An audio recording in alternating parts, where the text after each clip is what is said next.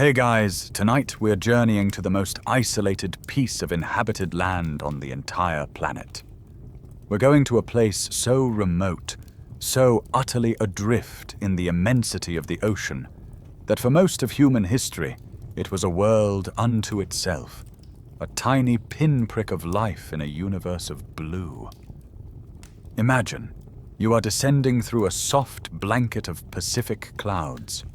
For 5 solid hours, your plane has flown over nothing but an endless, shimmering expanse of deep blue water. There have been no continents, no other islands, not even a passing ship to break the hypnotic monotony of the waves. Then, through the window, it appears, a tiny green and brown triangle of land, alone in the middle of the largest ocean on Earth. This is Rapa Nui, better known to the world as Easter Island. Your plane touches down on the tarmac of Mataveri International Airport, and as you step out, the first thing that hits you isn't the sight of a bustling city, but the sheer profound silence underscored by the whisper of the wind.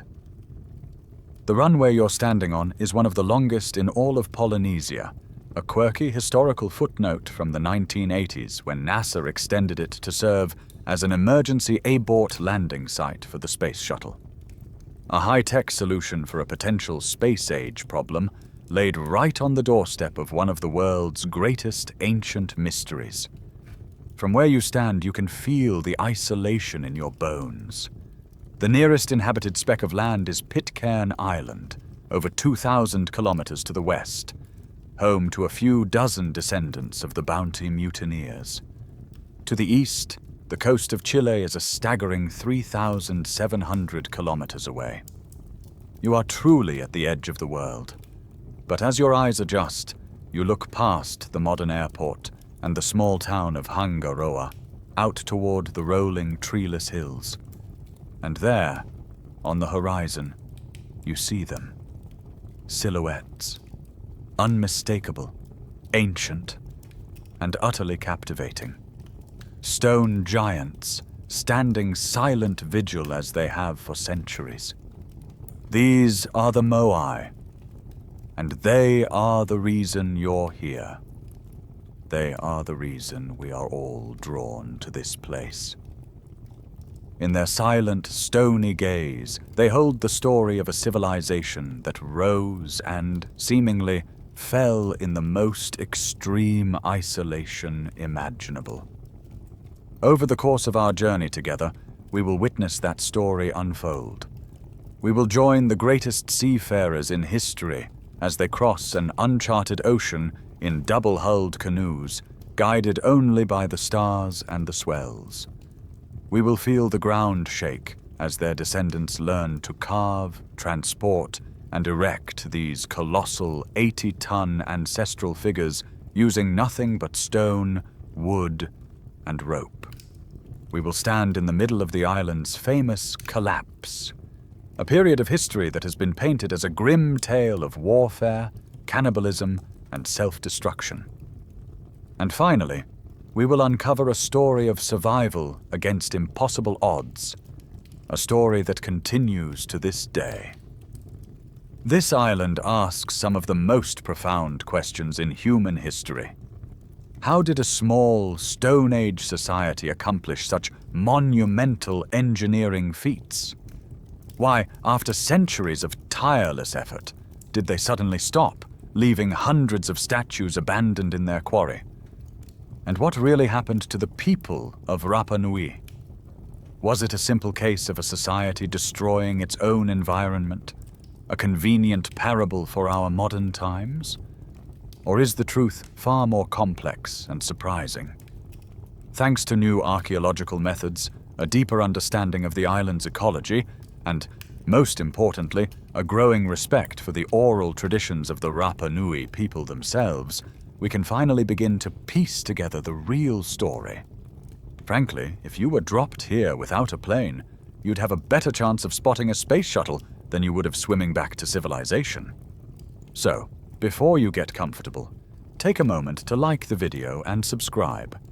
but only if you genuinely enjoy what I do here. That small click sends a big signal to the algorithm. That long-form, serious educational content still matters.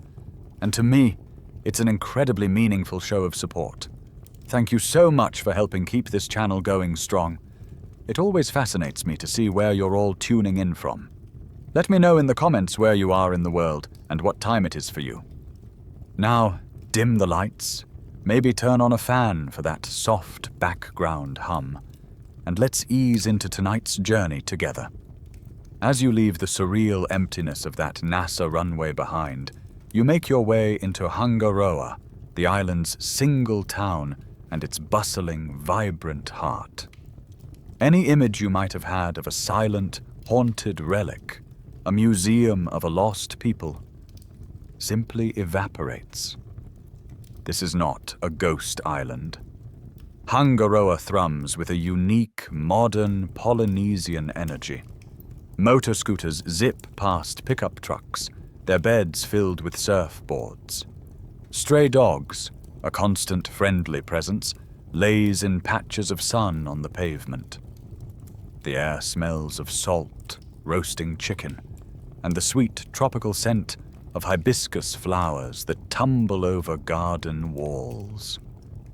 You'll hear the rhythmic sounds of modern Latin music drifting from a cafe, competing with the unmistakable beat of Polynesian drumming from a nearby dance school.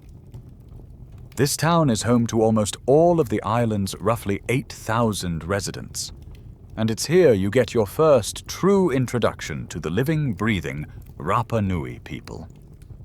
About half of the island's current population are of Rapa Nui descent, tracing their lineage directly back to those first voyagers and, even more astonishingly, to the mere 111 individuals who survived the complete societal devastation of the 19th century. We'll get to that harrowing story later, but for now, just understand that every Rapa Nui person you see is a testament to almost unimaginable resilience. The other half of the population is mostly mainland Chilean, along with a scattering of immigrants from around the world, creating this fascinating and sometimes fractious cultural blend. It's a place where the ancient Polynesian spirit is woven directly into a modern, Spanish-speaking Chilean framework. This blend creates a cultural identity you won't find anywhere else on Earth, a unique fusion of South Pacific tradition and South American life. For decades, the story of Easter Island was told as a simple tragedy, a story of a lost civilization. But the Rapa Nui are not lost. They are here, and their culture is in the midst of a powerful renaissance. After generations of suppression, the Rapa Nui language, a beautiful dialect of the Eastern Polynesian language family, scientifically linking it to cousins in Hawaii and Tahiti, is being taught in schools and spoken with fierce pride. But nowhere is this cultural rebirth more explosive or visible than during the Tapati Rapa Nui festival. Forget any polite cultural exhibition you might have in mind. The Tapati, held every February, is an electrifying 2-week-long celebration of raw cultural power and identity. The island splits into 2 competing clans, or alliances, representing the ancient lineages, and they go head-to-head in a series of astonishing competitions. You can witness the Hakape, a contest that makes extreme sports look tame. Young men, wearing little more than a traditional loincloth, launch themselves down the 45-degree slope of a volcano, balanced on what is essentially 2 banana tree trunks lashed together.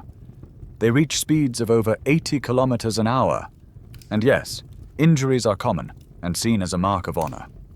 You can watch the Vaka Tuai, where teams reenact the arrival of the first ancestors, building and paddling traditional reed canoes through the powerful ocean surf. There are competitions for carving, for traditional song, and for Polynesian dancing, where the power and precision of the performers tell the ancient stories. The entire festival culminates in the crowning of a queen for the year, a title of immense honor. This isn't a show for tourists, though visitors are welcome to watch. This is the Rapa Nui, celebrating who they are, strengthening their bonds, and passing their heritage to the next generation with spectacular passion. This passionate defense of their identity is also deeply political.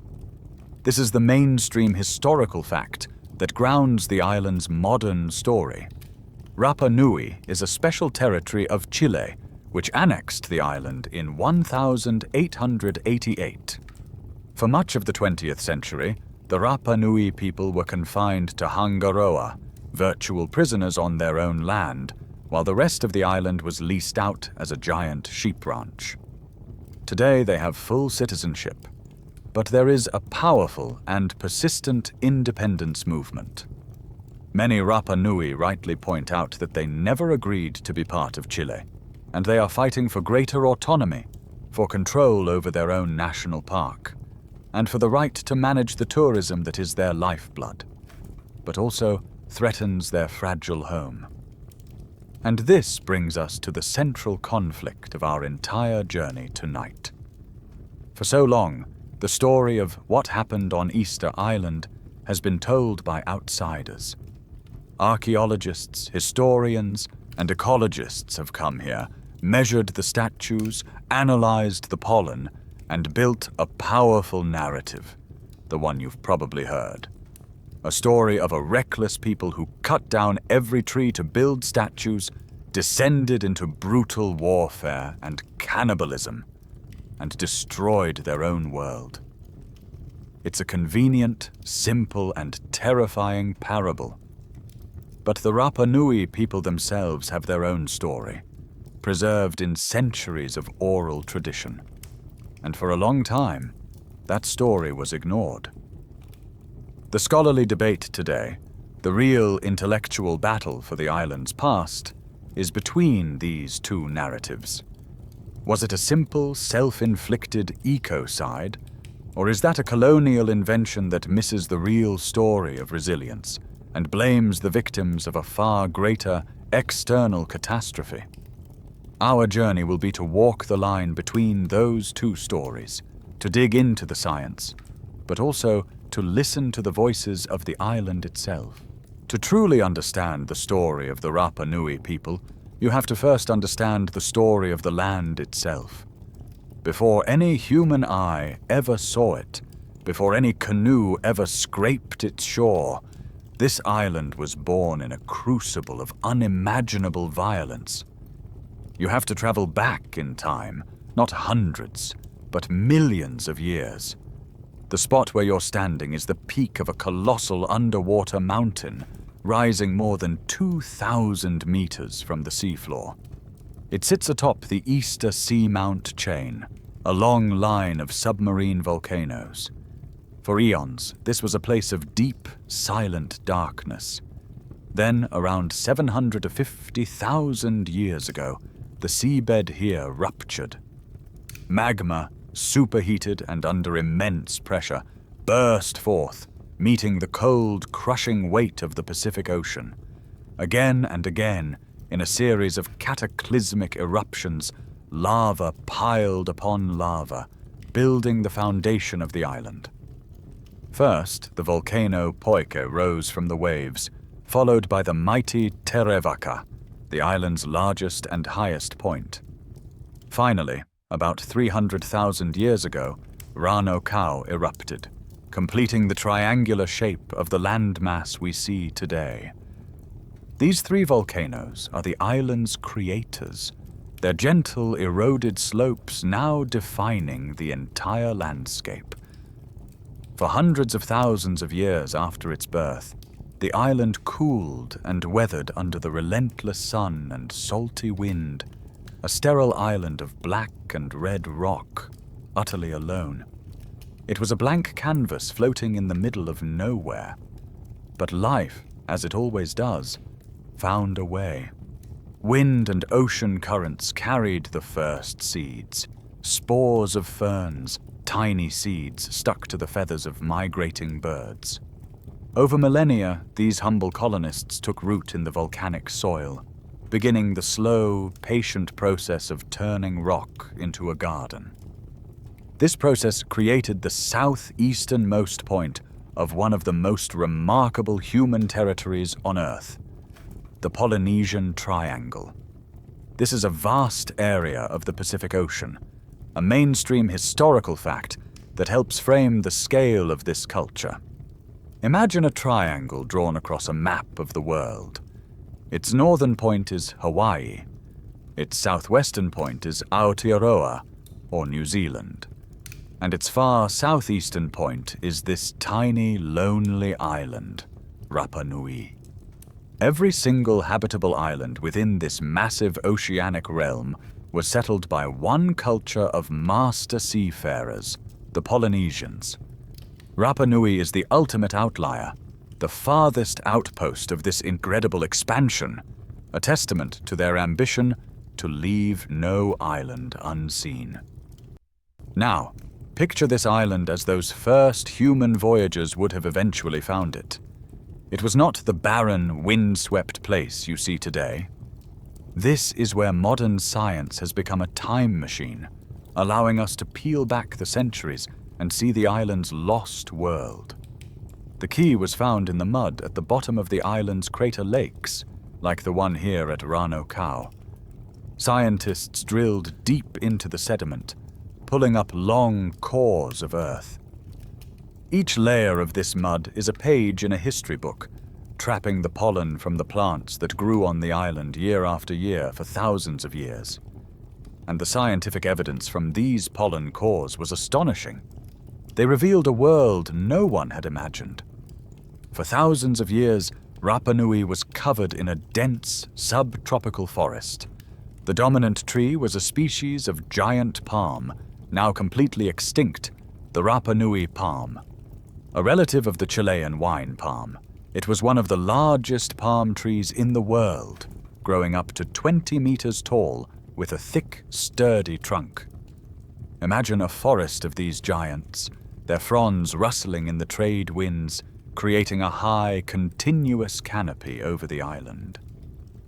Beneath them grew a rich understory of other trees, like the toromiro, shrubs, ferns, and grasses.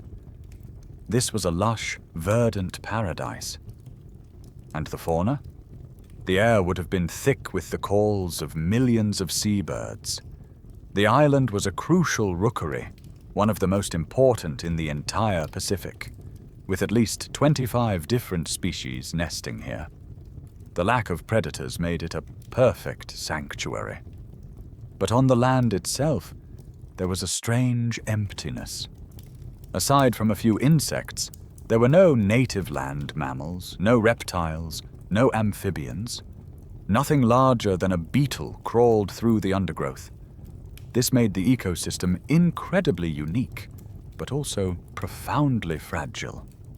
The plants had evolved without the need to defend against grazing animals. The birds nested on the ground without fear of predators. Historians still argue whether this pristine ecosystem was a robust paradise or an ecological house of cards, perfectly balanced but dangerously vulnerable to the slightest push. It was into this delicate, isolated world, this green island of birds and palms, that the first human canoe was about to arrive, bringing with it a determination to build a new set of gods and a few small, furry passengers that would change everything. The island sits and waits, a green jewel of birds and palms. But our story is not yet here. To understand the people who are coming, you have to journey thousands of kilometers back to the west, back into the bustling, crowded, and competitive heart of Polynesia. You have to understand what it takes for a person, a family, a whole community, to say goodbye to everything they have ever known, their homes, their ancestral lands, their sacred sites, and turn their canoe towards the empty horizon, a direction from which no one has ever returned. This was not a casual undertaking. It was a decision born of desperation and immense courage.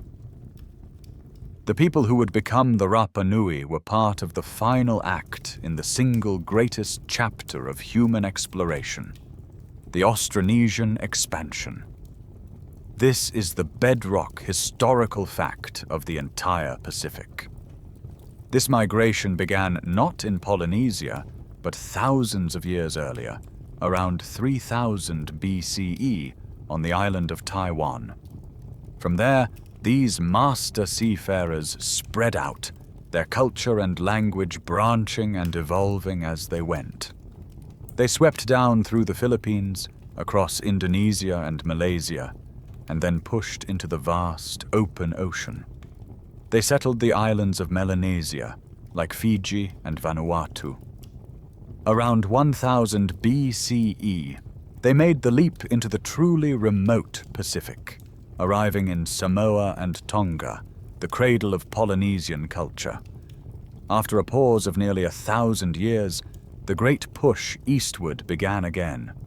Between 700 and 1200 CE, in an astonishingly rapid expansion, they settled every remaining habitable island: Tahiti, the Cook Islands, Hawaii to the north, Aotearoa to the south, and finally, the far eastern Marquesas and Gambia Islands.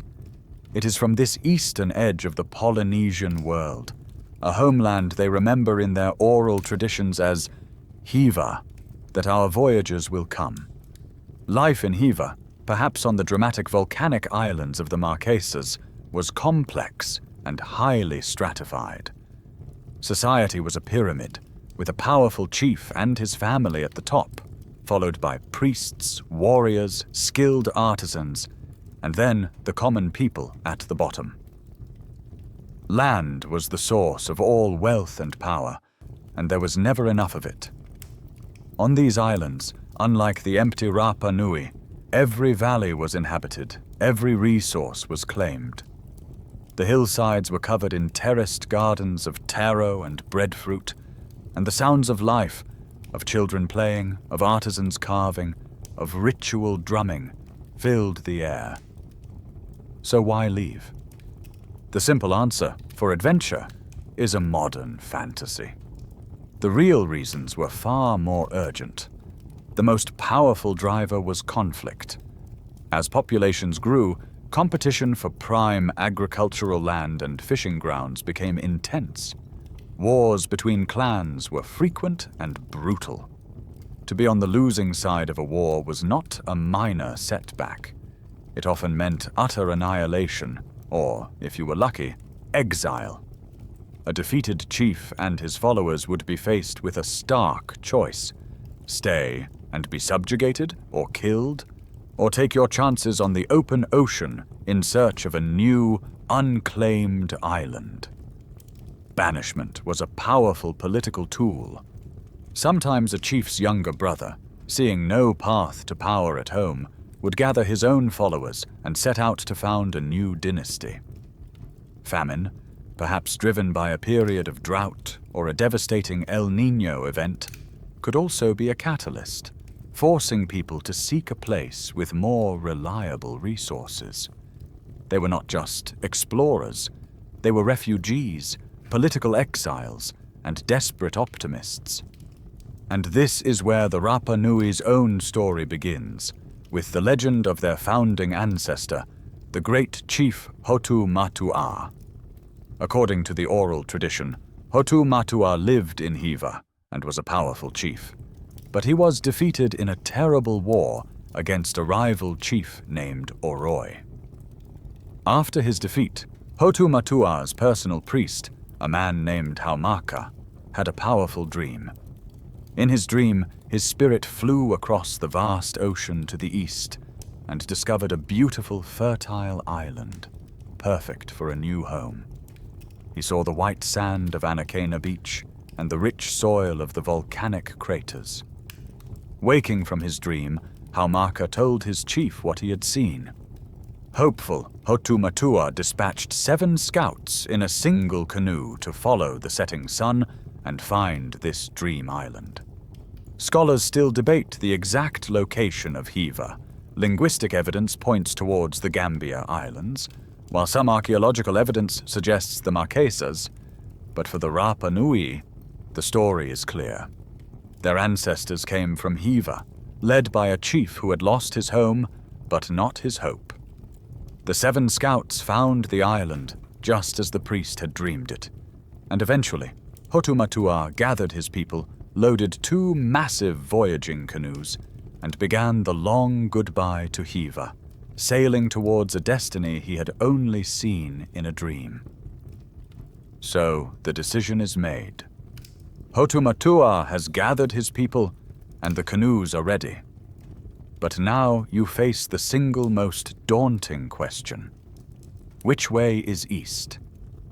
Not just vaguely east, but precisely east, day after day, night after night, for weeks on end, across thousands of kilometers of open, featureless ocean.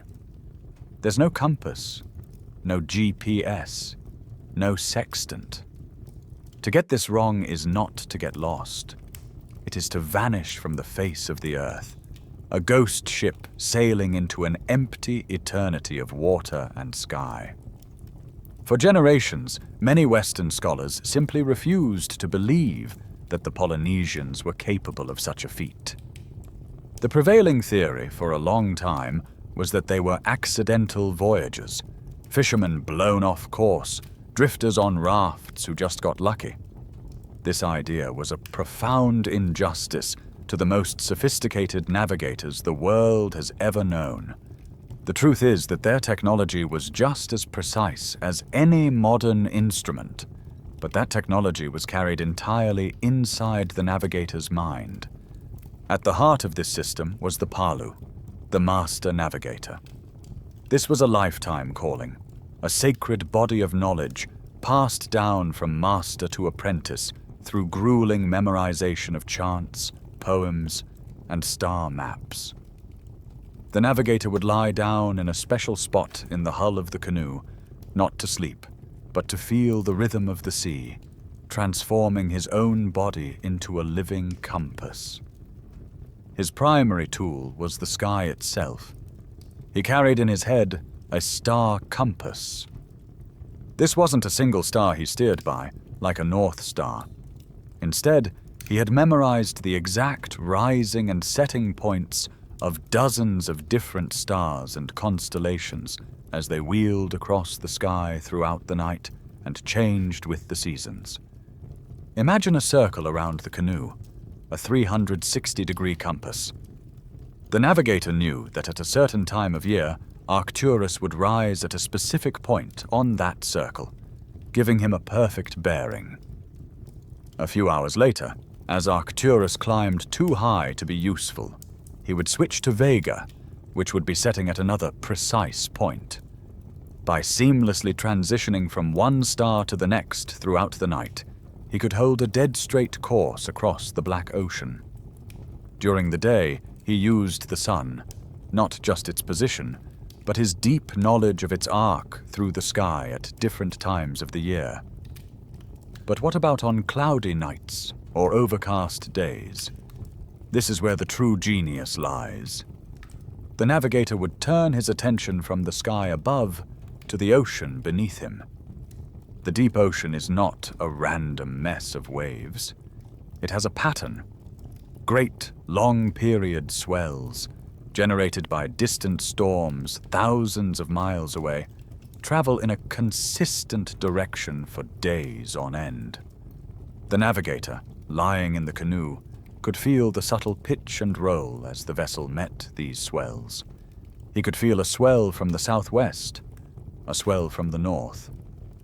By keeping the canoe angled consistently against these deep, underlying rhythms, he could maintain his course even when he couldn't see a single star.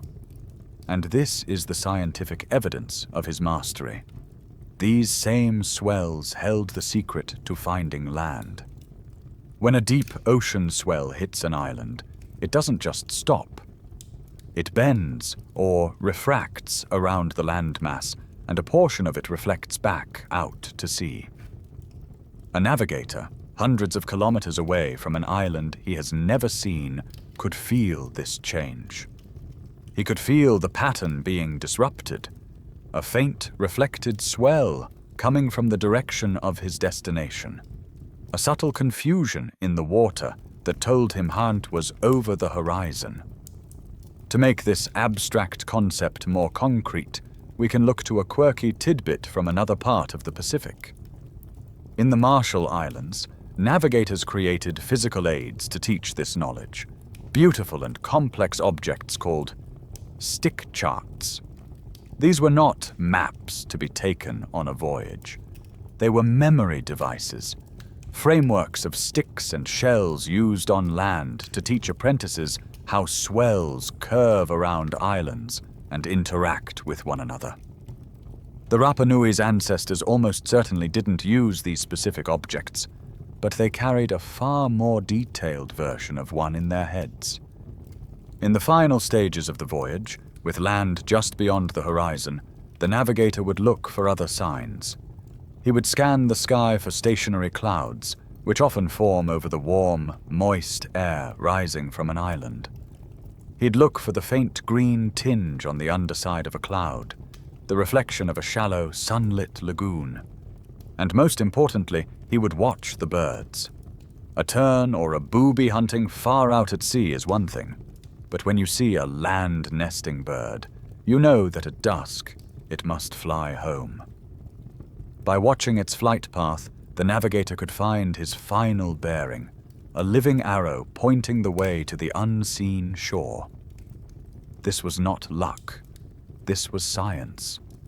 It was a complete and total mastery of the natural world, a skill set that allowed Hotu Matua to point the nose of his canoe into the void, confident that he could find a single, tiny island in the largest wilderness on the planet.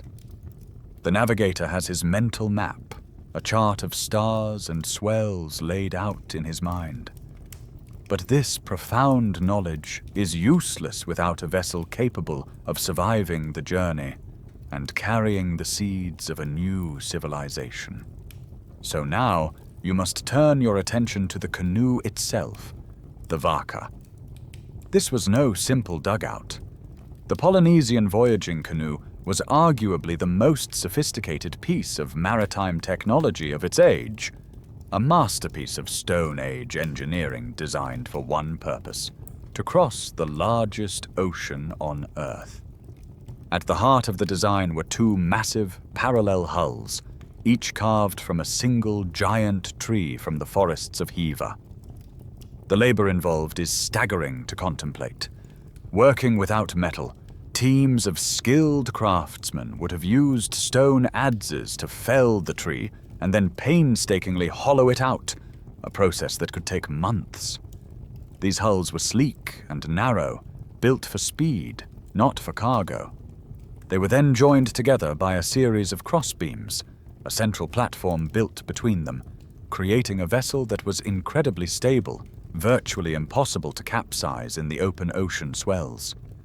Every single piece of this craft, the hulls, the crossbeams, the mast, the outrigger, was held together not with nails or pegs, but by miles of incredibly strong rope, or sennet, woven from coconut husk fibers.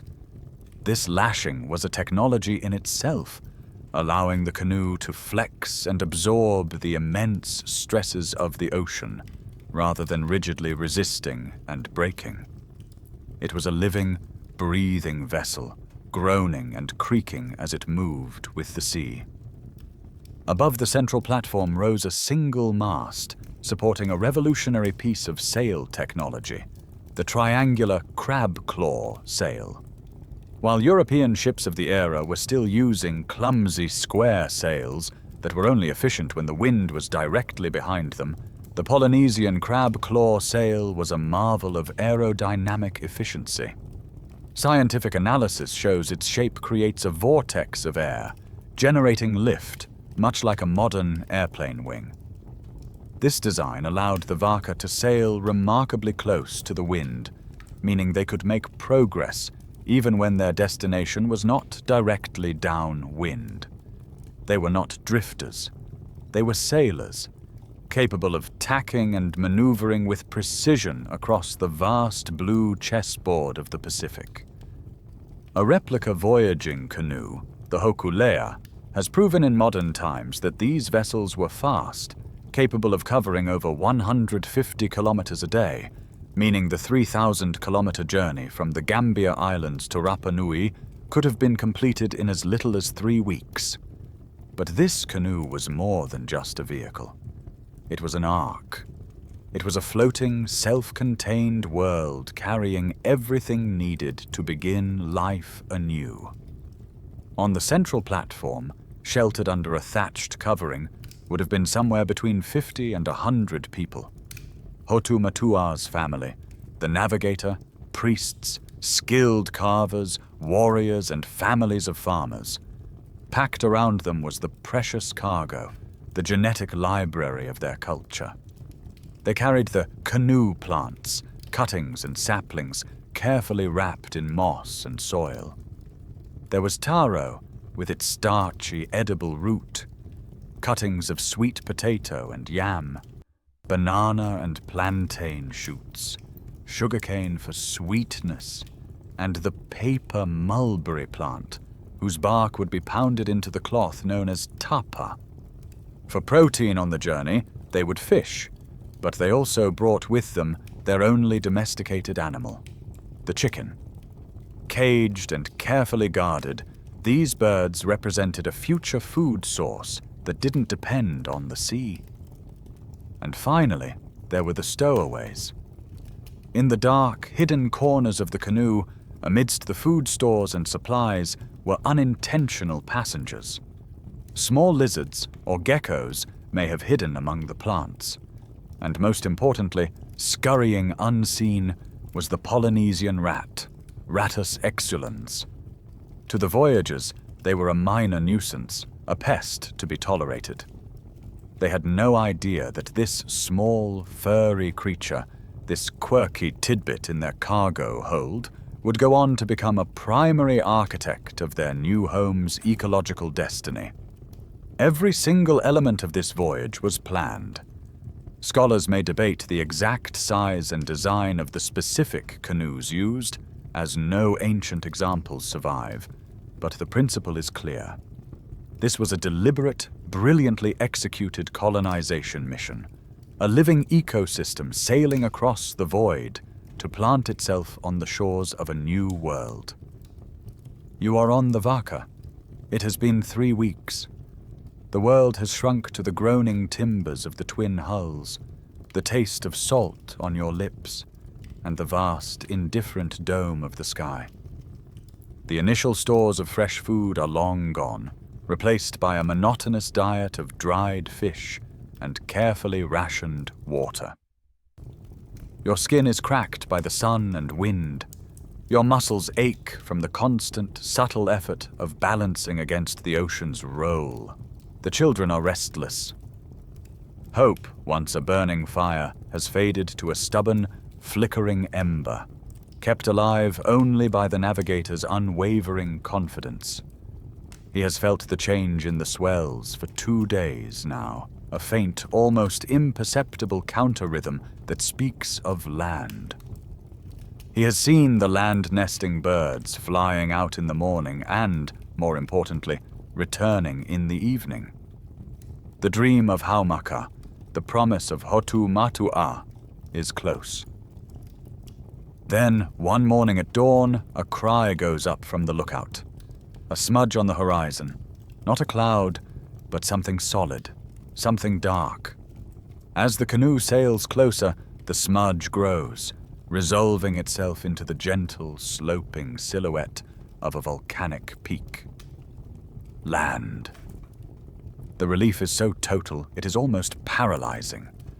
People who have been lying listlessly in the shade of the sail now scramble to their feet, pointing, weeping, shouting with a joy that is raw and primal. After an eternity of blue, you see green. As you approach the coast, the air itself begins to change. You can smell it. The scent of damp earth, of decaying leaves, of pollen and flowers. A rich, complex perfume you had forgotten existed. It is the smell of life, and it is intoxicating. The coastline is rugged and imposing, a fortress of black volcanic cliffs against which the Pacific surf explodes in plumes of white spray. There seems to be no way in, but the navigator guides the canoe along the coast, following the instructions from the dream, until a break in the cliffs appears. And there it is, a crescent of perfect white coral sand fringed with the giant palms of the coastal forest. Anacaina, the beach of the prophecy. This is the place. The canoe glides through a channel in the reef into the calm, turquoise water of the bay. The hulls finally scrape against the sand, and the first person leaps into the shallow water, stumbling onto solid ground. The land doesn't just feel solid, it feels alive, a stable, breathing entity after weeks of constant motion. This is the moment that will be sung about for 1,000 years, the landing of Hotumatua and his people. According to the oral tradition, the chief himself was the first to step ashore, claiming this new land for his family and his descendants. But celebration can wait. The first actions are driven by ritual and survival. The priests lead the people in a ceremony of thanks, offering prayers to the gods who guided them and to the ancestors who watched over them. They must honor the spirits of this new land and declare their peaceful intentions. Then the real work begins. The precious cargo is carefully unloaded. The chickens, clucking in confusion, are brought ashore.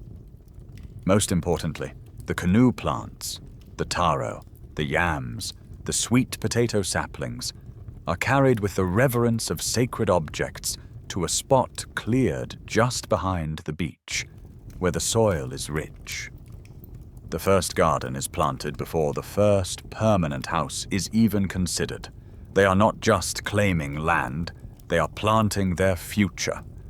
While the legend of this arrival is timeless, historians still argue about when exactly it occurred.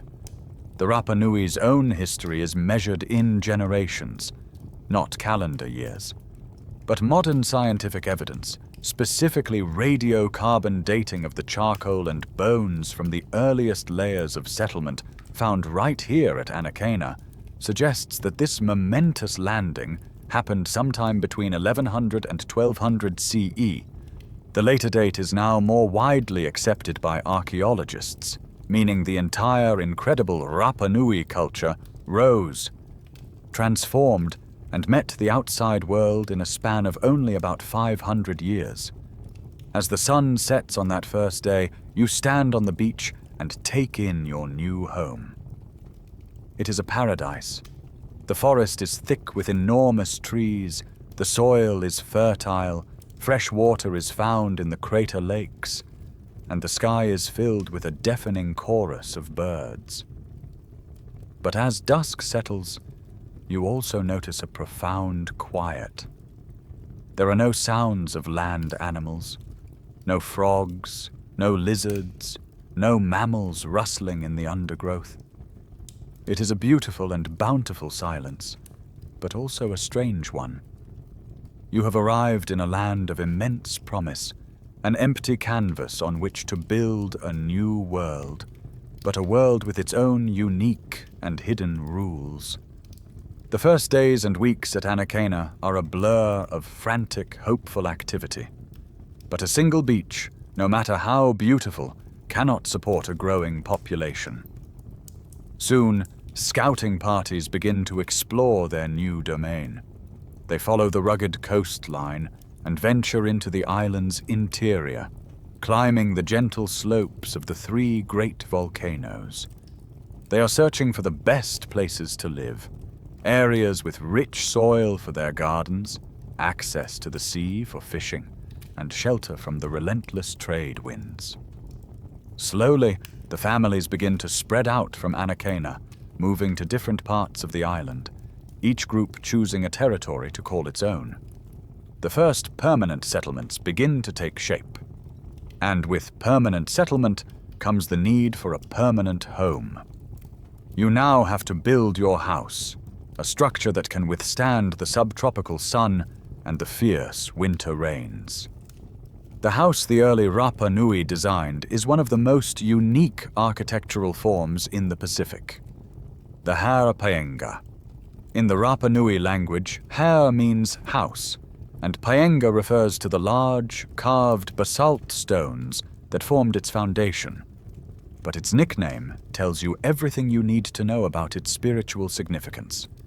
They called it the boathouse. The entire dwelling was built in the shape of a long, elliptical canoe, turned upside down. The foundation stones were meticulously carved to curve in a perfect ellipse, their inner faces drilled with holes. Saplings were then bent and inserted into these holes, arching upwards to form the ribs of the hull. These were tied together at the top, creating a vaulted roof that was then covered in layers of thatch from totora reeds or grasses. The symbolism is beautiful and poignant. Even on land, they lived inside the memory of the canoe that had saved them and brought them to this new world. The only entrance was a single low doorway in the middle, meaning you had to crawl in and out, a design that helped keep the warmth in and the rain out. With their homes established, the settlers can now focus on creating a sustainable food source. Their new life is built upon a tripod of nourishment. The first leg is agriculture. The canoe plants, their precious cargo, have taken root in the rich volcanic soil. Gardens of taro, yam, and sweet potato become the carbohydrate staples of their diet. Mainstream historical fact shows that the sweet potato, a plant of South American origin, was present throughout Polynesia long before European contact, suggesting tantalizing but unproven theories of two-way travel between Polynesia and the Americas. The second leg of the tripod is the chicken, their only domestic animal, providing a reliable source of protein and eggs. The third, and perhaps most important leg in these early centuries, is the sea. While the great double-hulled voyaging canoes were too precious and difficult to build for everyday use, the settlers used the timber from the island's vast palm forests to construct smaller, single-hulled fishing canoes with outriggers for stability. From these canoes, they became expert fishermen. Scientific evidence from analyzing the bones found in their early garbage heaps, or middens, shows that they were catching large, deep-water fish like tuna and dolphin, a feat that required venturing far from the relative safety of the shore. They also harvested the bounty of the coastline, shellfish, crabs, and octopus from the rock pools. In these first centuries, the island provided a rich and varied diet. Life was good. As the population grows and spreads, a formal social structure, said to have been decreed by Hotu Matua himself, is put in place. The island is divided. Society organizes itself into about a dozen distinct clans, or mata. Each mata controlled a wedge-shaped piece of territory, running from the coast up to the interior, ensuring that every clan had access to the full range of the island's resources: the sea for fishing, the coastal plains for settlement, and the fertile inland slopes for agriculture. Your identity was your clan, and your clan's legitimacy was based on a direct, unbroken lineage to the first arrivals. Each of the founding clans was said to have been started by one of Hotu Matua's sons. At the very top of this pyramid was the Ariki Mau, the paramount chief. This was a sacred position held by the firstborn descendant of Hotu Matua's firstborn son. The Ariki Mau was the island's spiritual leader, a living connection to the gods and the founding ancestors, imbued with a powerful mana. While the chief of each clan held political sway over their own territory, the Arikimau held the spiritual authority that, in theory, united them all. It was this subtle, organized, and well-fed society that would soon have the resources, the manpower, and the motivation to begin the most ambitious and mysterious project in their history.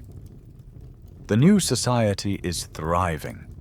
The harapaenga are built, the gardens are producing, the fishermen are returning with their catches, and the social structure is providing order and meaning. From a human perspective, everything is going according to plan. But while the Rapa Nui are busy building their world in the open, another parallel society is secretly exploding in the shadows. A silent, unseen invasion is underway, and it will have a far greater impact on the island's future than anyone could possibly imagine. We need to talk about the rat. Remember the stowaways on the voyaging canoe? The Polynesian rat, or Rattus exulans, was a constant companion to the Polynesian expansion, traveling with them, intentionally or not, to nearly every island they settled. It's smaller than the European brown or black rats you might be familiar with, but it is an incredibly successful colonizer. On an established island like Hiva, its population would have been kept in check by predators and competition. But on Rapa Nui, it stepped off the canoe into a world that was, for a rat, the Garden of Eden.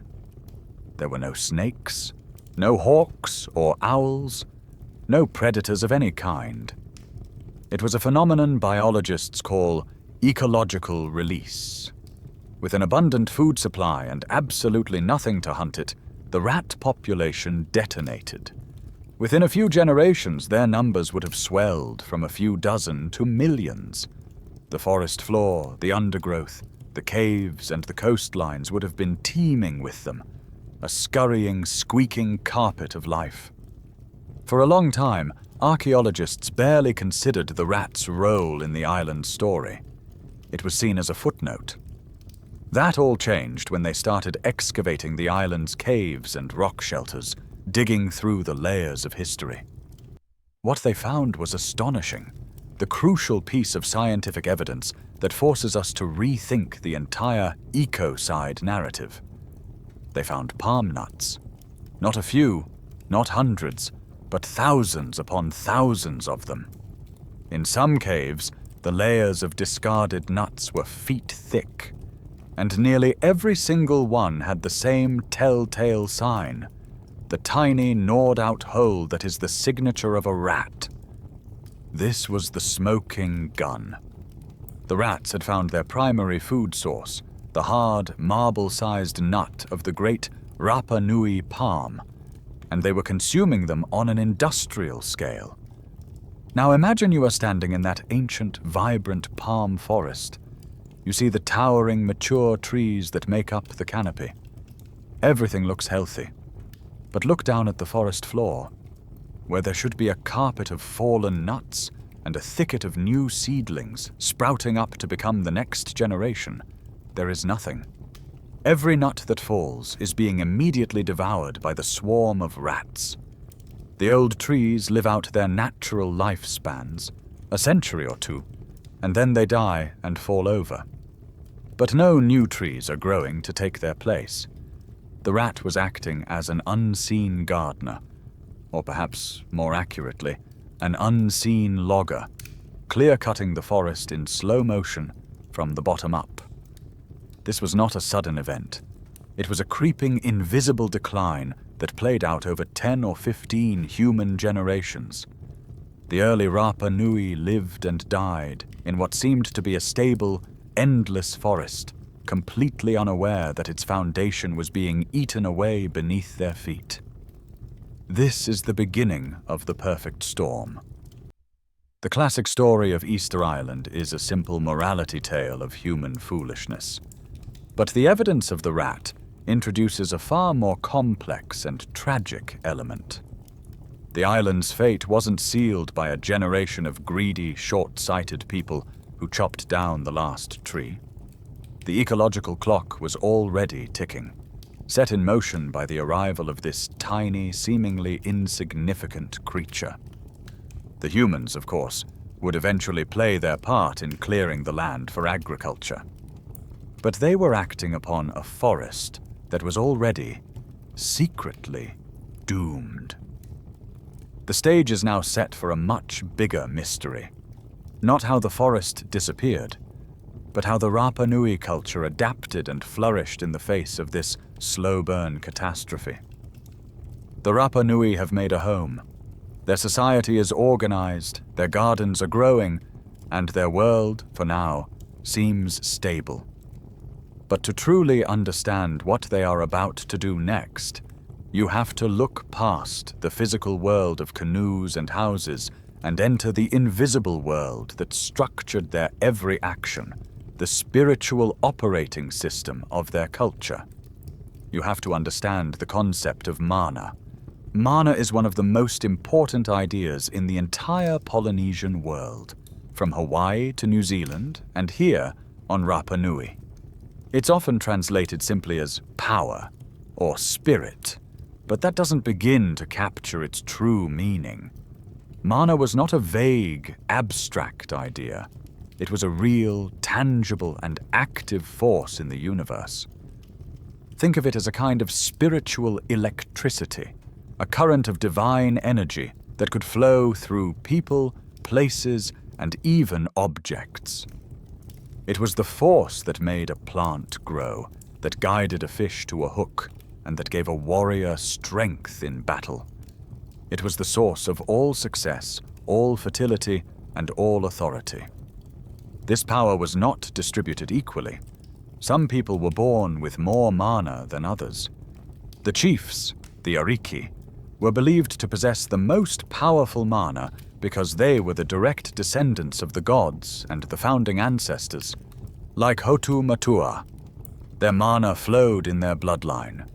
A chief with strong mana would preside over a prosperous clan. The sweet potatoes would be large, the chickens would be plentiful, the fishermen would be successful, and the people would be healthy.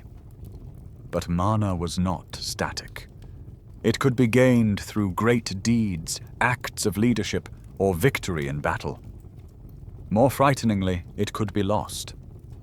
A chief who presided over a period of famine or defeat could be seen as having lost his mana, a catastrophic failure that could undermine his entire right to rule. The accumulation, protection, and display of mana was therefore the central political and religious obsession of the island's elite. So what happens to all that concentrated mana when a great chief, a powerful priest, or a legendary warrior dies? In the Rapa Nui worldview, it didn't just vanish. The spirit of the deceased and the mana it contained journeyed to the spirit world, but it did not sever its connection to its descendants. The ancestors were not gone. They were simply unseen, and they remained intensely interested in the affairs of their living family. They could act as powerful guardians, interceding with the gods on behalf of their clan, ensuring good harvests and protecting them from harm. Or, if they were forgotten or disrespected, they could withdraw their protection, leaving their descendants vulnerable to disaster. The central duty of every living person was to maintain a strong, positive relationship with their ancestors. This is the foundational why that explains everything that comes next. How do you maintain that relationship? How do you honor a powerful ancestor and, most importantly, persuade their spirit to keep their protective mana flowing into the land of the living? You build them a new body. You create a magnificent, powerful vessel for their spirit to inhabit, a physical anchor for their spiritual energy. You carve a moai. The moai were not just statues. To think of them as art or decoration is to completely miss the point. They were spiritual technology. They were conduits, designed and consecrated for the express purpose of capturing the mana of a deified ancestor and focusing it like a lens upon their clan's territory. Each moai was a specific person, a named ancestor whose power was now being called back to serve his people. While scholars still debate the finer points of the Rapa Nui religion and the exact pantheon of their gods, the primacy of this ancestor cult is undeniable.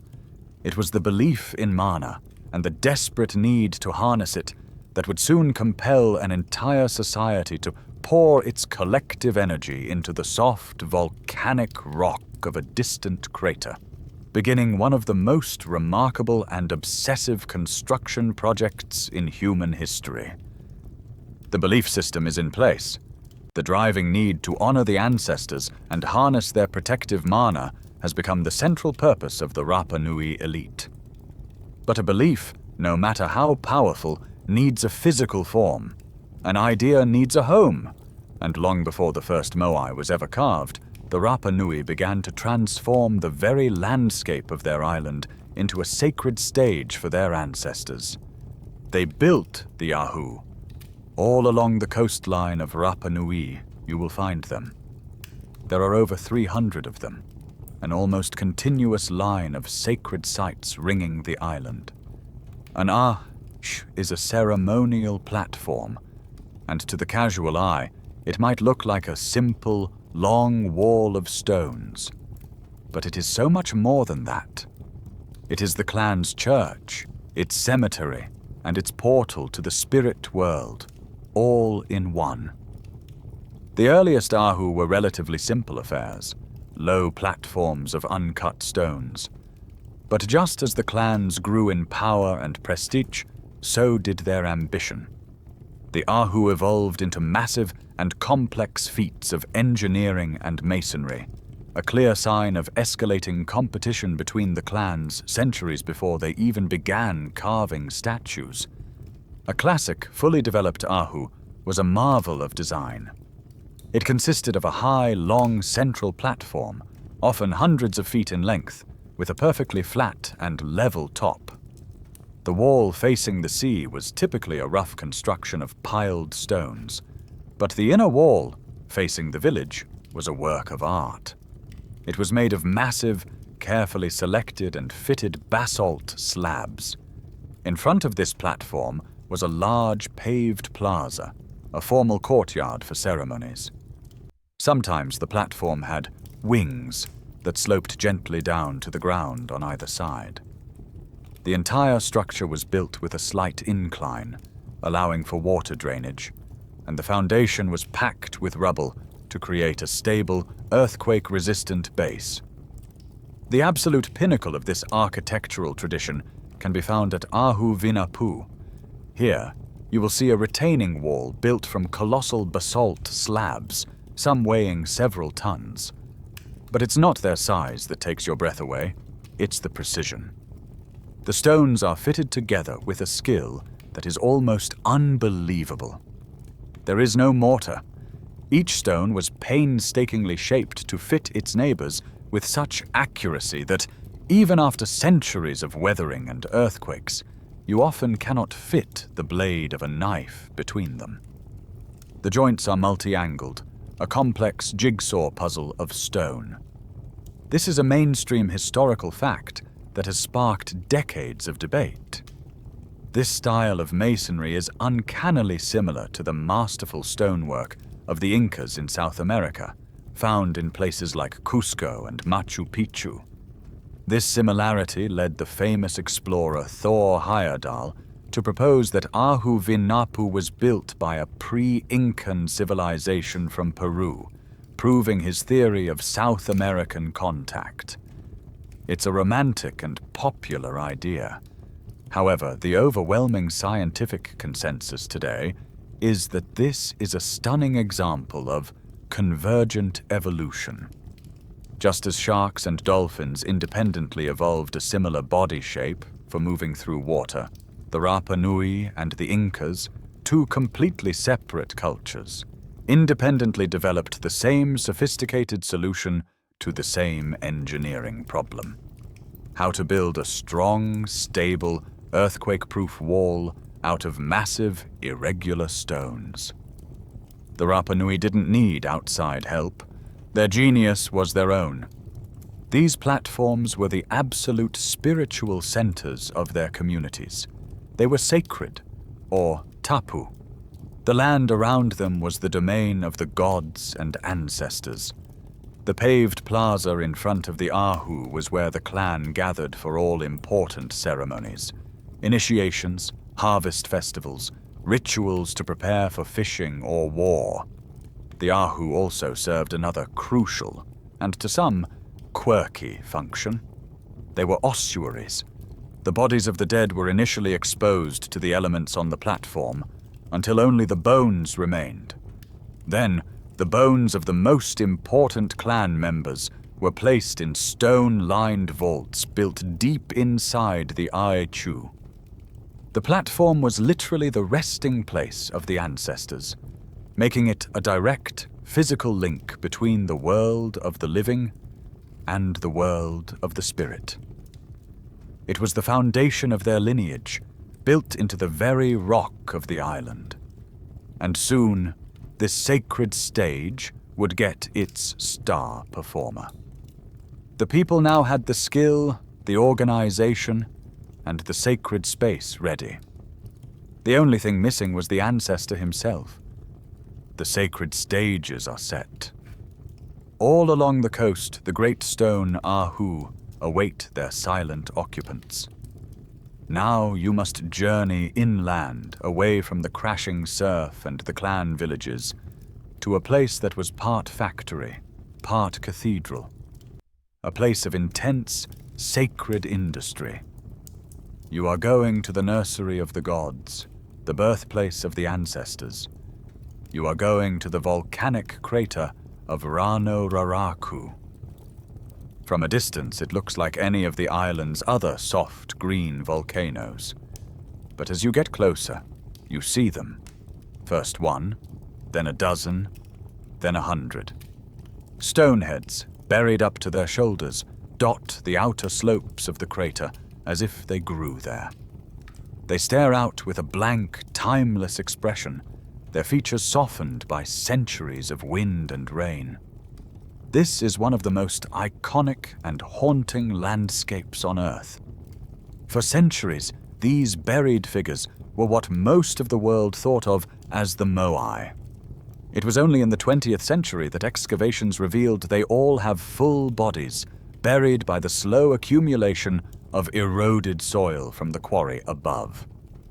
This entire volcano is, in essence, a single gigantic piece of stone, perfect for carving. The rock here is a specific type of compressed volcanic ash called lapilli tuff. The geology of this place is the scientific key to the entire Moai phenomenon. The outer layer of the rock is hardened and weathered, but once you break through that crust, the tuff beneath is relatively soft. You can carve it, chip it, and shape it with tools made of harder stone. A master carver would have understood the rock intimately, reading its grain and fissures. But the tuff has another magical property. Once the newly carved surface is exposed to the air, it begins to harden, becoming much more durable over time. The Rapa Nui didn't just find a quarry, they found a material with the perfect properties for their sacred work. Now you must imagine this place not as a silent, grassy park, but as it was in the 15th century, at the absolute peak of the Moai building craze. The air is thick with fine grey dust, and the silence is replaced by a deafening, rhythmic chorus. The clink, clink, clink of thousands of stone tools on stone, echoing off the crater walls. This is a massive, open-air workshop. There are hundreds of people here. Teams of carvers cling to the rock face, chipping away at the outlines of new giants. Below them, other workers haul away baskets of rubble. Young apprentices sit in groups, their only job being to constantly resharpen the tools that blunt so quickly against the abrasive rock. It is a scene of organized, disciplined, and relentless labor. The sheer scale of the operation is staggering. The mainstream historical fact of Rano Raraku is that nearly 400 moai, almost half of all the statues ever made, are still here, in and around the quarry. They are frozen in every stage of creation, from faint outlines on the rock to fully carved figures waiting to be moved. It's as if on one particular day, the foreman blew a whistle and everyone simply dropped their tools and walked away forever. This incredible work was carried out by a special class of artisans, the Tangata Maori Moai. These were not common laborers. They were master carvers, a hereditary guild of specialists who possessed immense skill and an almost geological knowledge of the stone. Their craft was sacred, and they would have held a very high status in Rapa Nui society. Scholars believe that different clans likely had their own designated sections of the quarry, working competitively to create ever more impressive figures for their own lineages. Their only tool was the toki, a simple handheld adze made from basalt, a much harder volcanic rock found elsewhere on the island. This is a fascinating, quirky tidbit that reveals the true human cost of the carving. These basalt toki were effective, but the tough, while soft, was still highly abrasive. A single tool would become blunt after only a few minutes of carving.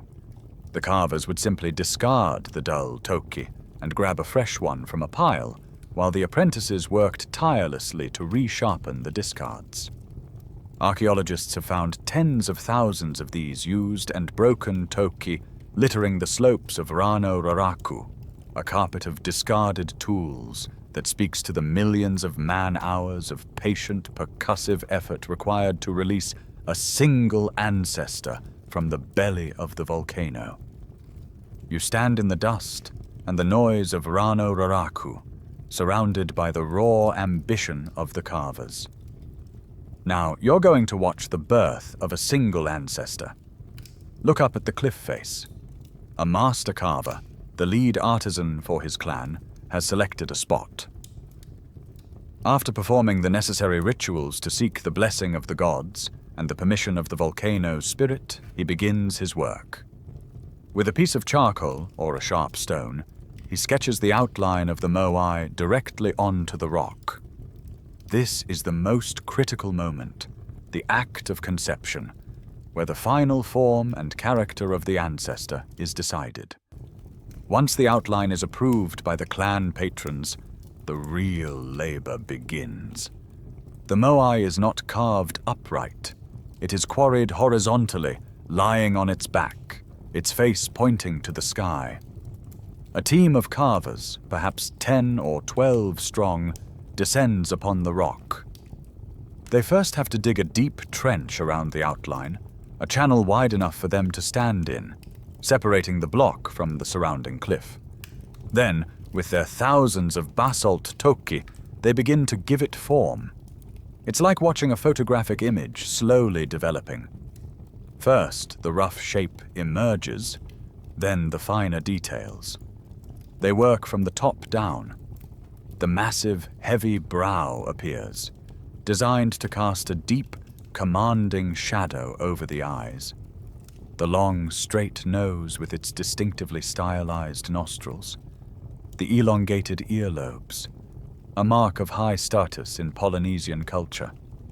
And the lips, thin and pursed into a single straight line, giving the moai its famously enigmatic and solemn expression. While one team works on the face, another works on the torso. The body is always secondary to the head, which was believed to be the seat of mana. The carvers create a subtle pot belly and thin arms held rigidly at the sides. The hands are brought across the abdomen, with long, slender, almost skeletal fingers meeting at the center. Often, a carved loincloth, or hami, is visible in low relief. All this time, the carvers are meticulously careful to leave the statue attached to the bedrock. It is not fully separated. a thin ridge of rock. A keel is left running the length of the statue's spine, holding it in place like an umbilical cord. Once the entire front and sides are complete, polished smooth with abrasive stones, the most dangerous and delicate moment arrives: the birth. The ancestor must be freed from the volcano. The team of carvers must now work in the narrow, claustrophobic trench underneath the multi-ton giant, lying on their backs and chipping away at the final keel. It's a terrifyingly risky job. A miscalculation, a hidden fissure in the rock, and they could be crushed. Slowly, painstakingly, the keel is whittled down to a few final, tenuous connection points. Then, the moment of separation. With a combination of immense ropes woven from tree bark and large wooden levers, the clan members on the slope below would apply pressure. The final connections are broken, and with a great groan of rock on rock, the Moai is free. But the danger is far from over. It must now be slid, slowly and carefully, down the steep, debris-strewn slope of the quarry to the flat ground below. This was a process of controlled chaos, using ropes as brakes to prevent the giant from gaining too much momentum and shattering. Many Moai did not survive this birth. The quarry is littered with the tragic evidence. Statues with broken necks or cracked bodies, the result of a single rope snapping or a moment of lost control. For the clan that had commissioned it, this was a catastrophic loss, not just of the months or years of labor, but a devastating spiritual blow. Their ancestor had, in effect, been stillborn. If the descent was successful, the Moai was brought to the base of the quarry. There, workers would dig a large hole, and using a ramp and ropes, they would heave the statue into a standing position. It was here, standing upright, that the carvers could finally access the back of the statue and complete the fine details of the carving, such as the symbols representing the clan's lineage. Once this was done, the eye sockets, for now, were left blank and smooth. The ancestor was fully formed, but it was still just a stone. Its eyes were not yet open. It was a body without a spirit, waiting for the long journey to the coast, to the sacred Ahu that was its final destiny. Your Moai is now complete, standing in a temporary pit at the foot of Rano Raraku, its back polished, its form perfect. It is a 20-ton, 15-foot-tall masterpiece of stonework. But its sacred Ahu is 10 kilometers away, across a landscape of rolling hills and rough, volcanic plains. Now you face the question that has fueled more speculation, more fantasy, and more genuine mystery than any other on this island. How in the world do you move it? You have no wheels, no draft animals, no cranes. You have only human muscle, rope, and whatever timber you can find. For centuries, the outside world has been obsessed with this problem. It has led to some of the most fanciful theories imaginable. Perhaps the most persistent, and the most insulting to the Rapa Nui, is that they didn't do it at all, that it was aliens, or the survivors of a lost, high-tech civilization like Atlantis. These ideas are born from a fundamental refusal to believe that a so-called primitive Stone Age society could possess such profound engineering genius. The more conventional theory, the one you'll find in most older books, was the log roller method.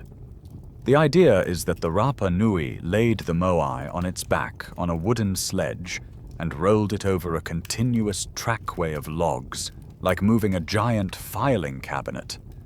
It seems plausible, and it would certainly work in principle. But it has a huge problem.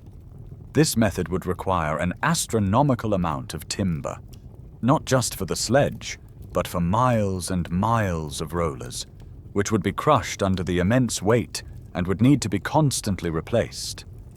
And as we now know from the scientific evidence of the pollen cores and the gnawed palm nuts, by the peak of the Moai building era, the vast palm forests were likely already gone. The island was becoming increasingly treeless. So where did the wood come from? The log roller theory creates an ecological paradox. It requires a lush forest at the exact moment the forest was disappearing. So, if not aliens, and probably not logs, then how? The answer, it turns out, was there all along, hidden in the island's oldest oral traditions. When 19th century ethnographers asked the Rapa Nui elders how the statues reached their ahu, the answer was always the same. They didn't say they were dragged or rolled.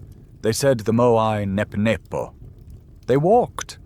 They were animated by a powerful chief or priest who used his mana to command the ancestor to rise up and stride across the land to its home.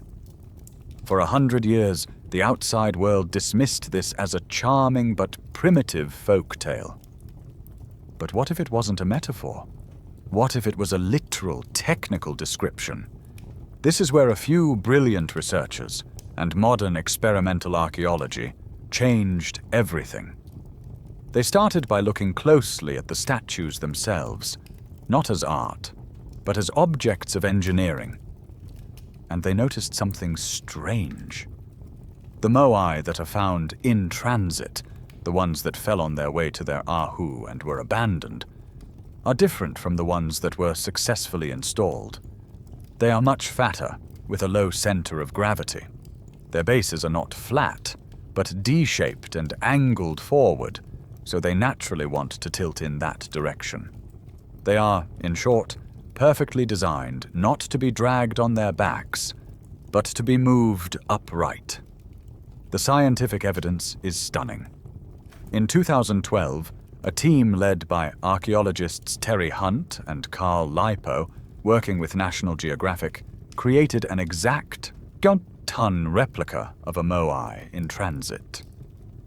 Using only 3 ropes and a team of just 18 people, they proved the oral tradition was true. 1 rope was tied around the head, held from behind to act as a brake and a stabilizer. The other 2 ropes were tied around the base. 2 teams, 1 on each side, would pull rhythmically. Pull the left rope, and the statue would rock onto its right front corner and pivot forward. Pull the right rope, and it would rock onto its left front corner and pivot the other way. Rock left, shuffle forward. Rock right, shuffle forward. With a steady rhythm and a team chanting to keep time, the Moai began to do something incredible. It began to walk. It was a slow, swaying, lumbering gait, but it was unmistakably walking, just as the stories had said. Now, picture the scene. A multi-ton ancestor, ropes tied around its head and waist, lurching forward step by agonizing step. You hear the rhythmic chanting of the work crew, the groaning of the ropes, the grinding of the stone base on the earth. It is a sight that is both terrifying and magnificent. It is an act of supreme confidence, skill, and faith. The oral tradition was not a myth. It was a memory. The Rapa Nui didn't need aliens. They just needed to understand the physics of gravity and momentum, and they made their stone gods walk. The sight of a walking Moai, lurching its way across the plains of Rapa Nui, is one of the most incredible images in human history. It is a spectacle of faith and engineering, a testament to what a small group of people can accomplish when united by a powerful belief. But it also raises a deeper question. The first Moai, the earliest attempts to give the ancestors a home, were much smaller, some barely life-sized. They would have been far easier to carve and transport. So why didn't they stop there? Why, over the generations, did they feel the obsessive need to make them bigger and bigger and bigger still, until they reached proportions that pushed the absolute limits of their technology and their environment? The answer has little to do with art, and everything to do with power.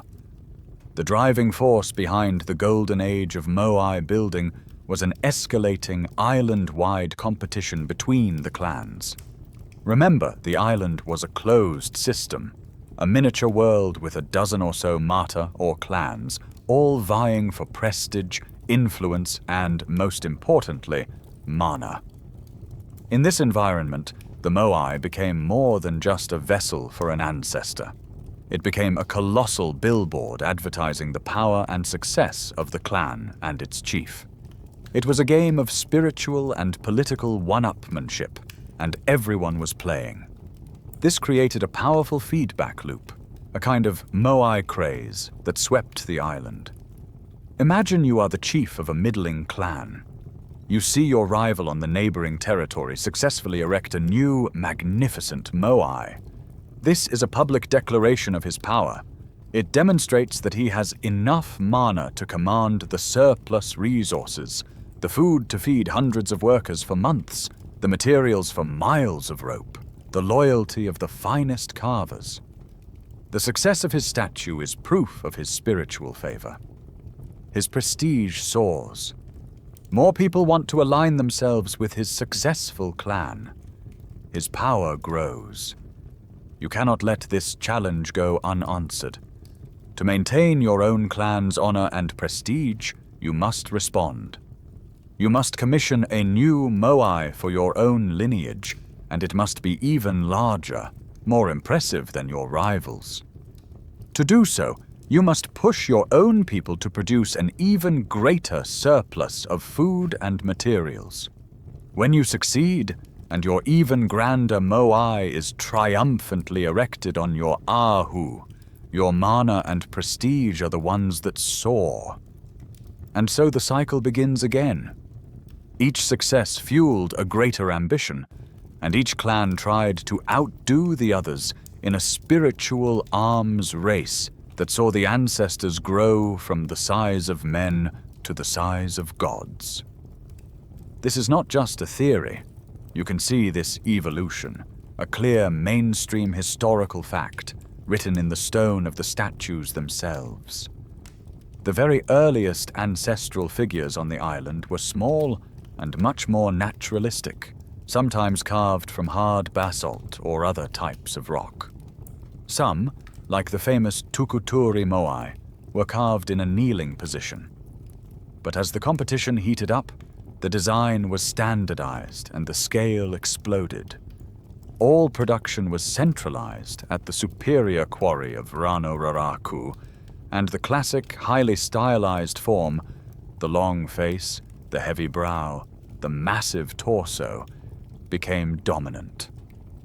This obsession reached its absolute apex with a Moai named Paro. Carved for the Ahu at Te Pito Kura, Paro was the tallest Moai ever successfully erected on a platform. It stood nearly 10 meters, or 33 feet. Tall. It weighed an estimated 82 tons, the equivalent of a dozen large elephants. Just think of the sheer brute force required to walk this single stone giant many kilometers from the quarry to the coast. It was the ultimate statement of power, the mic-drop moment in the interclan rivalry. But this spectacular achievement came at a cost. This relentless competitive drive to build bigger and bigger was placing an almost unimaginable strain on the island's finite resources. To feed the workers, more and more land had to be cleared for farming. To make the immense ropes needed for transport, every available shrub and small tree was harvested. The Moai craze, this magnificent obsession, was pushing the delicate island ecosystem and the society itself ever closer to a breaking point. Your clan's magnificent Moai, the culmination of years of labor and a monumental statement of your chief's mana, has finally finished its long, slow walk from the quarry. It now lies at the foot of your clan's Ahu, the sacred platform that has been prepared for it. But the final, and perhaps most difficult engineering challenge remains: raising it to its feet. This wasn't a matter of simple brute force. The Rapa Nui couldn't just hoist an 80-ton statue into the air. Instead, they used a method of breathtaking patience and ingenuity. First, they would build a long, sloping ramp of earth and stone leading up to the front of the Ayahu. Pushing and pulling with ropes, the entire clan would work to get the statue up the ramp and onto the platform, lying face down. Then, the truly clever work began. Using long, sturdy wooden levers, a team would raise the statue's head just a few inches. Other workers would quickly pack stones and gravel into the gap. Then they would lever it again, just a few more inches, and pack in more stones. Inch by inch, stone by stone, over days or even weeks of painstaking, coordinated effort, the statue would be slowly, carefully lifted upwards. This process, which archaeologists call jerking, continued until the moai was angled so steeply that one final great pull with ropes could snap it into its upright, final position on the platform, its base settling securely into place. And now, the ancestor stands, a towering figure of stone, dominating the landscape. And here you must notice the single most important and widely misunderstood fact about the moai. With very few exceptions, they do not face the sea. They were not built to watch for incoming ships or scan the empty horizon. Their backs are to the ocean. They face inland. They are positioned to gaze down upon the village of their descendants, to watch over their houses, their gardens, and their freshwater springs. They are not sentinels against the outside world. They are guardians, their protective presence focused entirely on the community they were built to serve. The great ancestor is standing, but it is not yet alive. It is a magnificent stone shell, but the spirit is not yet home. It stands on the Ahu with deep, blank eye sockets, powerful but blind. A final great ceremony of consecration must now be held. The entire clan gathers on the plaza before the Ahu. The air is thick with tension and sacred energy. The priests begin the ritual chants, their voices rising and falling in a rhythm that has been passed down for generations. And then, the most important objects are brought forward: the eyes. They were crafted by specialists with the utmost care. The main eyeball, or sclera, was carved from brilliant white coral, ground down and polished until it gleamed. Into the center of this white disc, a hole was drilled, and a pupil was inserted, made from a piece of dark, polished obsidian, or, more often, a deep red volcanic scoria. Now imagine the moment. The high priest, holding these precious gleaming eyes, ascends the Ahu. He approaches the giant, silent face. The chanting reaches a crescendo. He raises his hands and, with a final prayer, he pushes the coral and scoria eyes into the deep, waiting sockets. This is the moment of activation. In the Rapa Nui worldview, this is the instant the circuit is completed. The spirit of the deified ancestor, which has been waiting in the spirit realm, now has a portal. It can see. Its mana flows down from the heavens into the stone and out through its newly opened eyes, casting a protective spiritual gaze across the land. This gaze, this Aringa aura, or living face, is what ensured the fertility of the crops, the health of the people, and the safety of the clan. The ancestor is no longer a memory. It is a living, watchful presence. For a fascinating, quirky tidbit, you should know that for centuries, this entire aspect of the moai was a complete mystery. Every statue that early explorers and archaeologists saw had only empty, deep-set sockets. It was universally assumed that this was their intended, brooding look. It was only in 1978, during an excavation of the beautifully preserved Ahu Nau Nau, that a single perfect coral eye was found in the sand. It was a discovery that, in a flash, completely changed our understanding, transforming the moai from blind idols into living ancestors with a brilliant, penetrating gaze. The ancestor is now alive.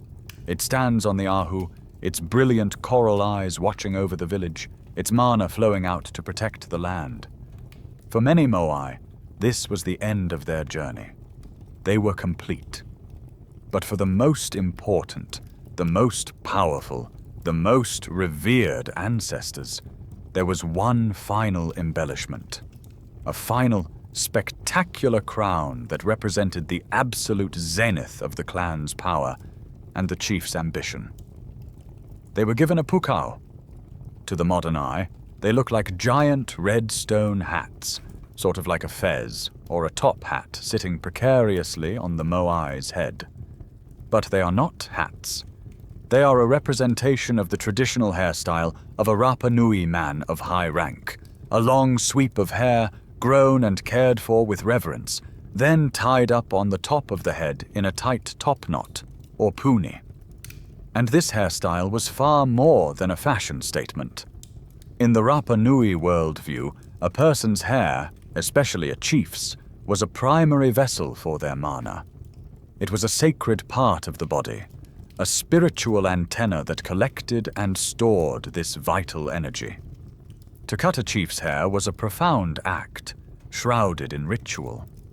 So to place a giant top knot on the head of a moai was like adding a massive spiritual battery pack. It was a declaration that this ancestor's mana was so immense that it required this additional, powerful symbol. This final touch required a journey to an entirely new quarry. The pukao are not made from the grey tuff of Rano Raraku. For this, the carvers had to travel to Puna Pau, a small, ancient volcanic crater in the southwest of the island. The rock here is different. It is red scoria, a type of volcanic stone that is full of air bubbles, formed from the frothy, gassy top layer of a lava flow. As scientific evidence, this choice was both practical and deeply symbolic.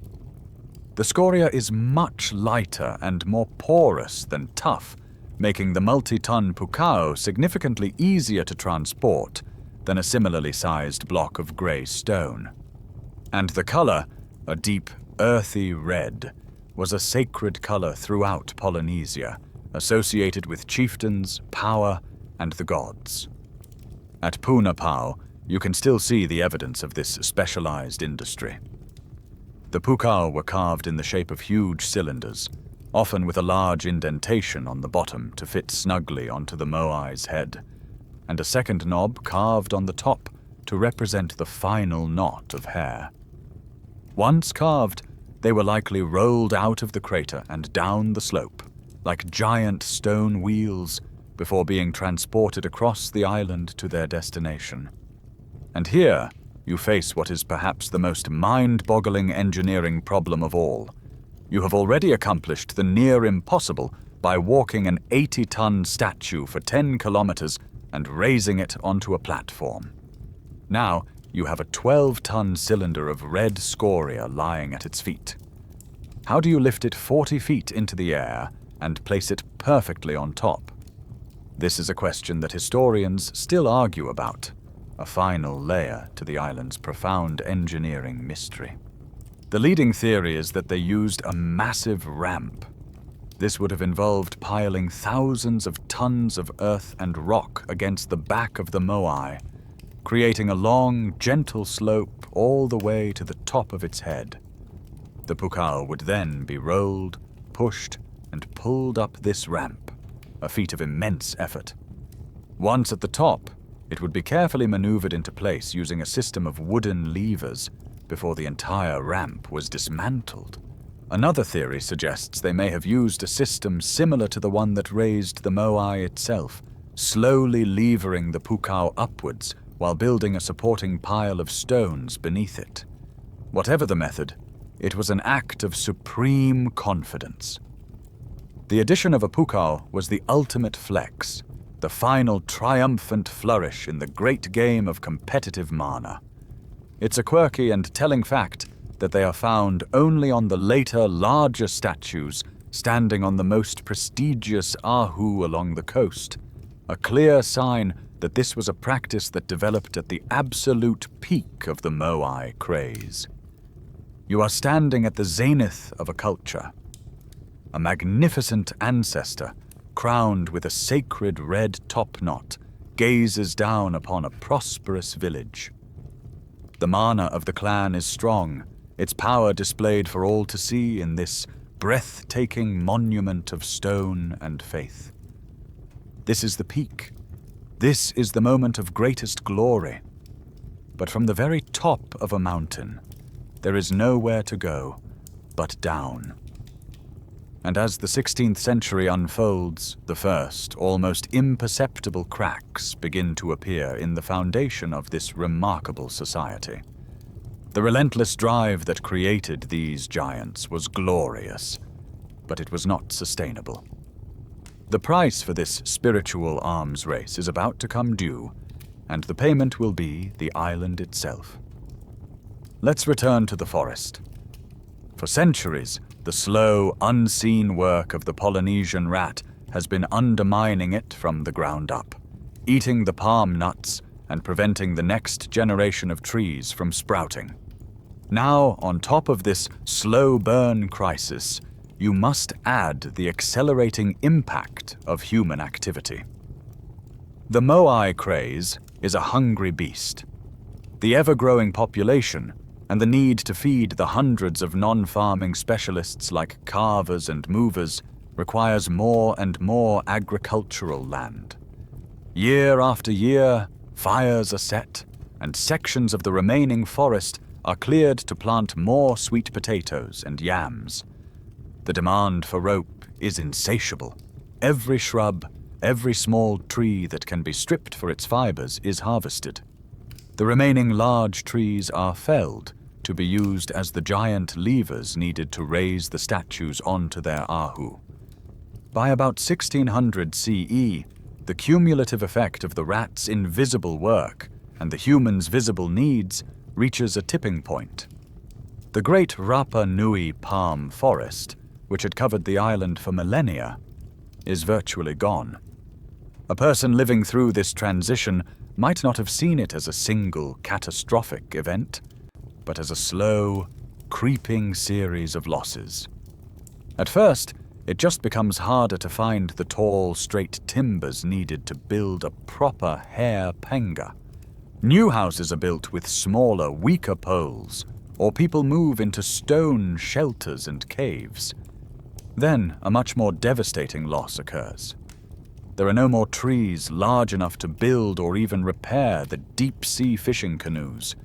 This is a catastrophic blow. For generations, the bounty of the deep ocean, tuna, dolphin, and swordfish, had been a vital source of protein. This is a quirky but revealing historical fact.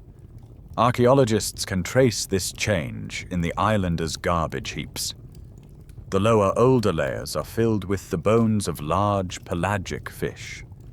In the upper, more recent layers, they disappear, replaced almost entirely by the bones of small inshore fish and shellfish. The Rapa Nui, once masters of the ocean, are now confined to fishing from the shore. This loss is not just nutritional, it is psychological. The voyaging canoe was their tangible link to their heritage, the symbol of their ancestors' journey from Hiva.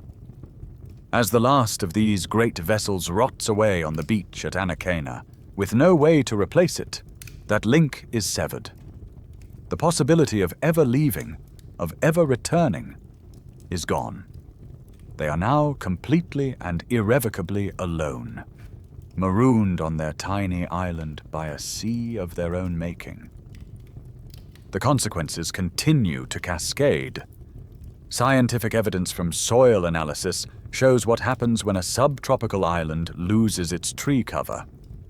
The complex network of roots that held the thin volcanic topsoil in place is gone. Now, when the heavy winter rains come, there is nothing to stop the runoff. The precious nutrient-rich soil is washed away, bleeding into the ocean. The relentless wind, no longer slowed by a forest canopy, scours the land, drying it out and carrying still more soil away. For the farmers, this means their gardens become less and less productive. Every year, it takes more work to coax a smaller harvest from the depleted earth. The island that had once been a lush paradise is becoming a harsher, more challenging place to survive. The first cracks of a new and difficult era are beginning to show. The world of the Rapa Nui is shrinking. The great trees are gone. The deep-sea canoes are rotting on the shore, and the soil itself is thinning beneath their feet. This is the point in the story where the popular narrative usually invokes the grim words collapse, starvation, and chaos. It's a simple, dramatic, and satisfyingly tragic tale. But it is not the truth. The Rapa Nui people were the descendants of the greatest explorers on Earth, the inheritors of a legacy of adaptation and survival in the most challenging environments imaginable. They did not simply lie down and wait for the end. They did what humans do best. They got to work, and they innovated. Faced with a landscape that was becoming harsher, windier, and less fertile, they invented a revolutionary new way to farm. They became stone gardeners. As you travel through the island's interior today, you will see vast areas, thousands of acres, that are covered in a seemingly random blanket of broken volcanic rock. For a long time, this was dismissed as just debitage, the natural erosion of the island. But it is not natural. It is the remnant of an ingenious agricultural technique now known as lithic mulching. The Rapa Nui farmers realized that in their new, treeless environment, the wind and sun were their enemies, constantly drying out the soil. So, they intentionally covered their gardens with a layer of stones. This simple act had multiple brilliant effects. The rock mulch acted as a shield, protecting the soil from wind erosion. It suppressed the growth of weeds. It acted as a sponge, absorbing the heat of the day and preventing the soil from overheating, then releasing that heat slowly at night, protecting the plants from the cold. Most cleverly, the stones trapped moisture. At night, dew would condense on the cool surface of the rocks and drip down into the soil, providing a crucial source of irrigation in a land without rivers. For more sensitive crops that needed even greater protection, they built another type of structure, the manavai. These are circular stone walls, about 1 meter high and several meters in diameter. They look like small, ancient corrals, and they dot the landscape by the thousands. Inside these protective rings, the farmers created a warmer, more humid, and less windy microclimate, perfect for growing delicate crops like taro, yams, and bananas, which would have otherwise perished in the exposed fields. And what about the catastrophic loss of protein from the deep-sea fish? They solved that problem too. They turned their full attention to the one domestic animal they had, the chicken. The chicken went from being a supplemental food source to the absolute cornerstone of their diet. But in a society under increasing stress, a flock of chickens was a tempting target for thieves. So they invented a new type of architecture to protect them. All across the island, you can see the hare moa, or stone chicken houses. These are not simple coops. They are veritable fortresses for poultry. The Rapa Nui built massive, solid stone structures, sometimes over 20 feet long, with incredibly thick walls. The only entrance was a single, tiny, tunnel-like hole, easily defended by a single guard or blocked with a stone at night. Inside these secure walls, their precious chickens could roost in safety. This period, so often portrayed as the end, was in fact a remarkable transformation.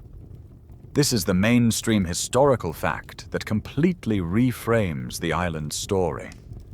The Rapa Nui people successfully pivoted. They transformed their entire society from one based on maritime resources and forest products to one based on intensive dry land agriculture and poultry farming.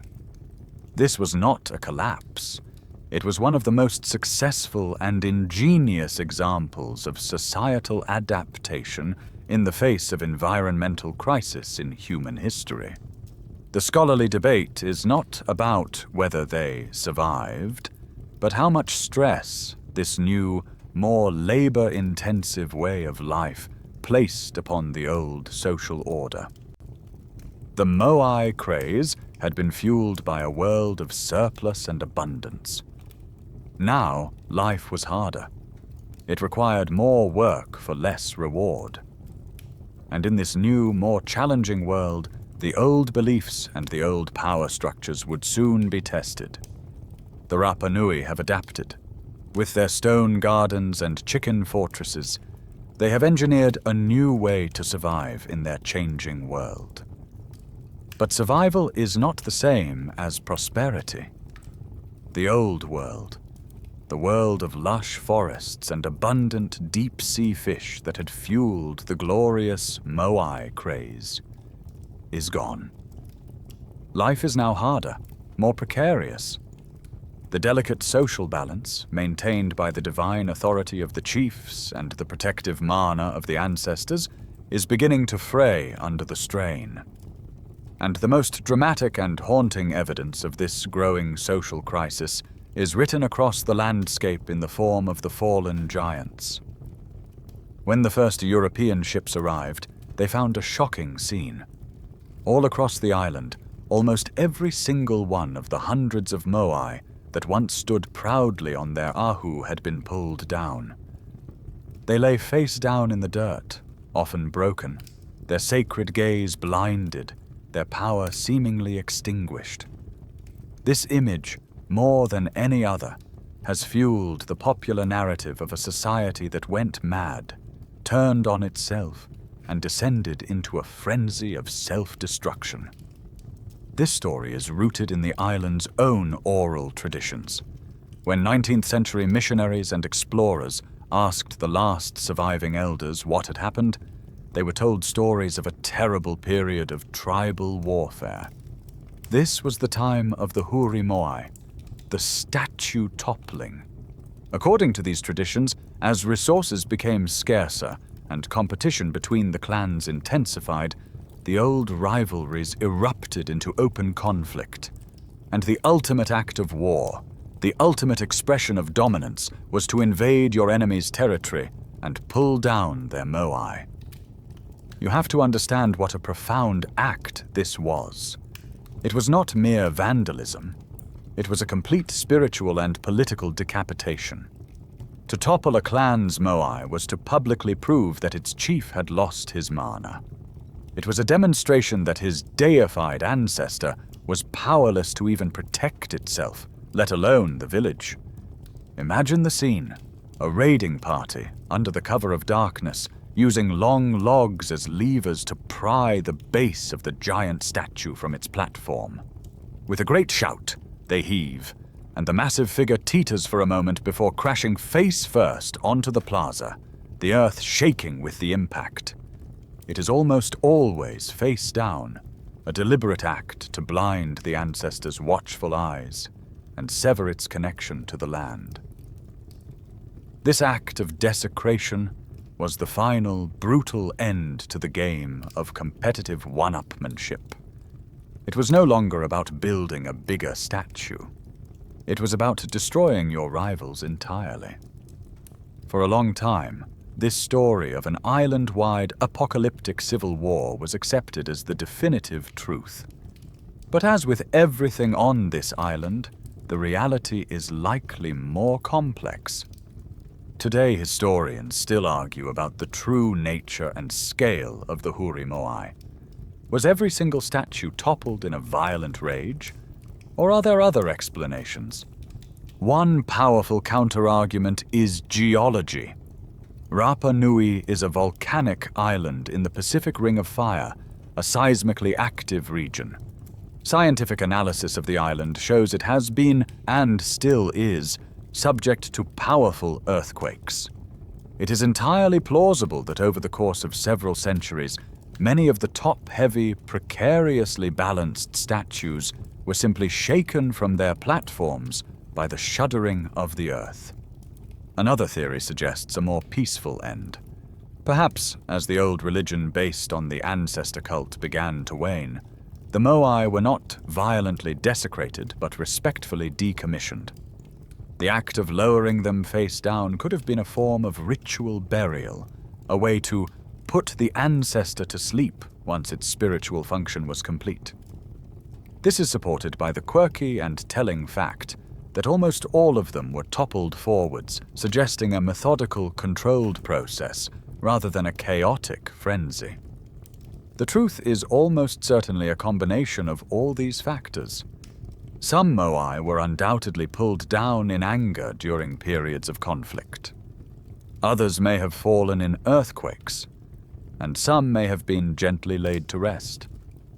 The simple dramatic story of a single, all-consuming civil war is probably an exaggeration, a powerful myth used to explain a much more gradual and complicated period of profound social and religious change. The image of the toppled Moai is powerful, but it doesn't stand alone. The traditional story of a society tearing itself apart is built on two other key pieces of evidence: an island supposedly littered with weapons, and a population driven to hide in caves from constant violence. It's a compelling picture of a descent into chaos. But if you look closer at that evidence, just as with the toppled statues, the simple story begins to unravel, revealing a much more complex and interesting reality. First, the weapons. All across the surface of Rapa Nui, you can find them by the thousands. They are called mata'a. They are triangular, leaf-shaped blades, typically about the size of your hand, napped from the island's abundant supply of obsidian, a hard, black volcanic glass that produces an edge of surgical sharpness. For years, these objects were pointed to as the smoking gun of the Great Civil War. The sheer quantity of them seemed to be undeniable proof of a land consumed by endemic, brutal conflict. They were the spearheads and daggers of a lost warrior society. But in recent decades, archaeologists have taken a much closer look at these supposed weapons, and the scholarly debate has completely shifted. The first problem is their design. Most mata'a are fragile, thick, and not particularly well suited for penetrating a human body. They would be more likely to shatter on impact. The second and more important line of scientific evidence comes from use-wear analysis. By examining the microscopic scratches and residues on the edges of the mata'a, under powerful microscopes, archaeologists can determine what they were actually used for, and the results are clear. They were used for everything. They were used for stripping bark from plants to make rope, for carving wood, for cutting reeds and grasses for thatch, and for peeling and processing vegetables like taro and sweet potato. The mata'a was not a dedicated spearhead. It was the Rapa Nui equivalent of a Swiss Army knife or a utility blade. To assume they were all weapons is like excavating a modern kitchen and concluding every knife was a dagger for murder. While some were undoubtedly used in conflicts, the vast majority were simply the all-purpose cutting tool of daily life. What about the evidence of violence written on the bones of the people themselves?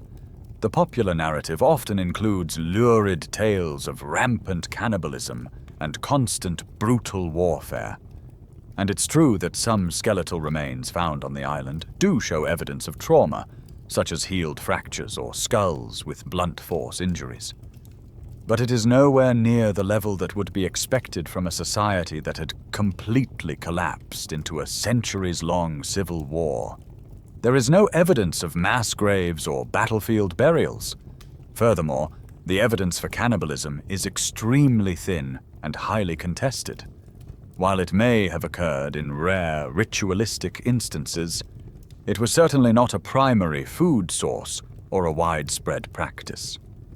Finally, there is the matter of the caves. The island is riddled with hundreds of natural lava tubes, and the story goes that as society collapsed, the people abandoned their villages and fled into these caves to hide from murderous raiding parties. These are known as Anakionga, or refugee caves. And indeed, some of these caves do have defensive features, like narrow, fortified entrances that could be easily blocked with a stone. But this is another case where a piece of the truth has been used to paint a misleading picture.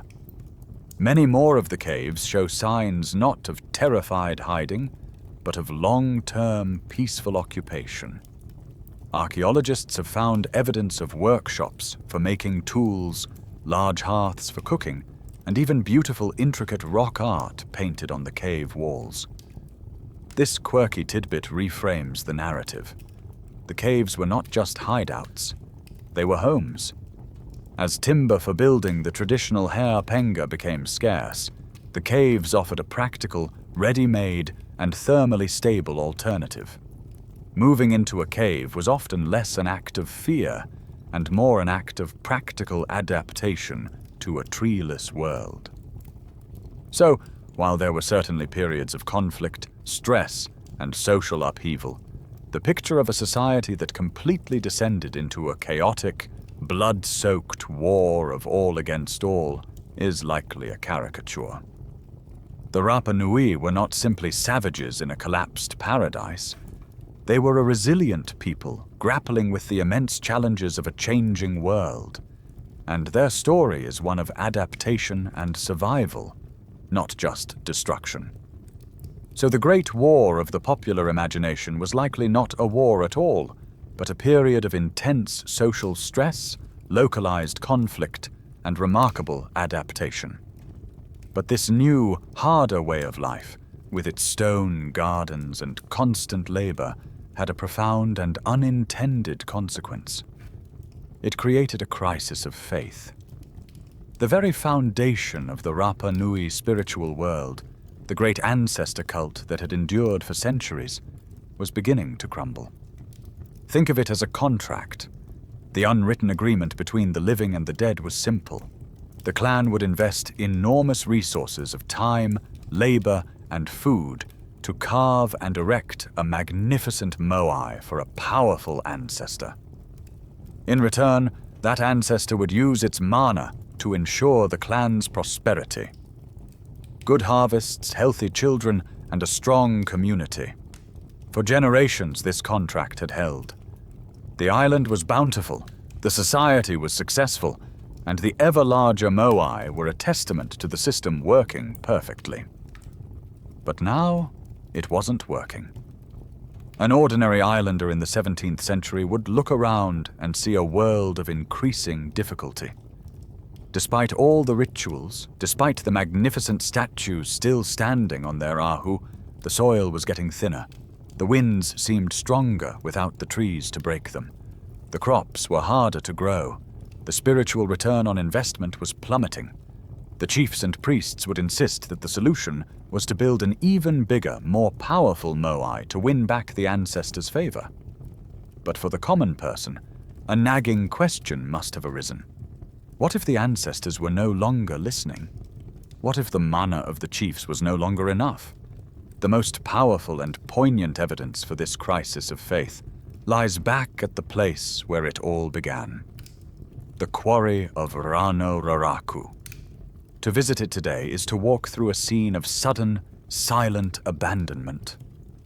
It's like a prehistoric Mare Celeste. You can see the thousands of discarded stone tools, the toki, lying on the ground right where the carvers dropped them. You can see the faint outlines of moai that were just being started. You can see dozens of nearly finished giants, their faces and bodies fully formed, waiting only for the final, delicate task of undercutting the keel. And most hauntingly, you see the colossal figures still attached to the bedrock, half emerged from the cliff face, their makers having simply walked away mid-task. The ultimate symbol of this abandoned ambition is the largest moai ever attempted, a behemoth known today as El Gigante. It lies in the quarry, still fused to the mother rock, an unfinished dream of immense scale. It is a staggering 21 meters, or nearly 70 feet, long, twice the height of Paro, the tallest moai ever erected. Its weight is estimated at around 270 tons, the equivalent of a fully loaded Boeing 757. It is a monument to an ambition that had clearly outstripped reality. It represents the final desperate gamble of a system that believed that bigger is better, a belief that could not be sustained in a world of shrinking resources. The end of the moai cult was not a single dramatic event. There was no specific day when a whistle blew and all the workers downed their tools.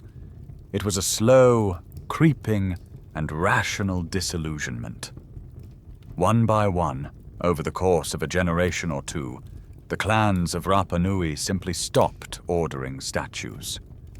The immense cost in food, resources, and manpower was no longer justifiable for a benefit that was becoming harder and harder to believe in.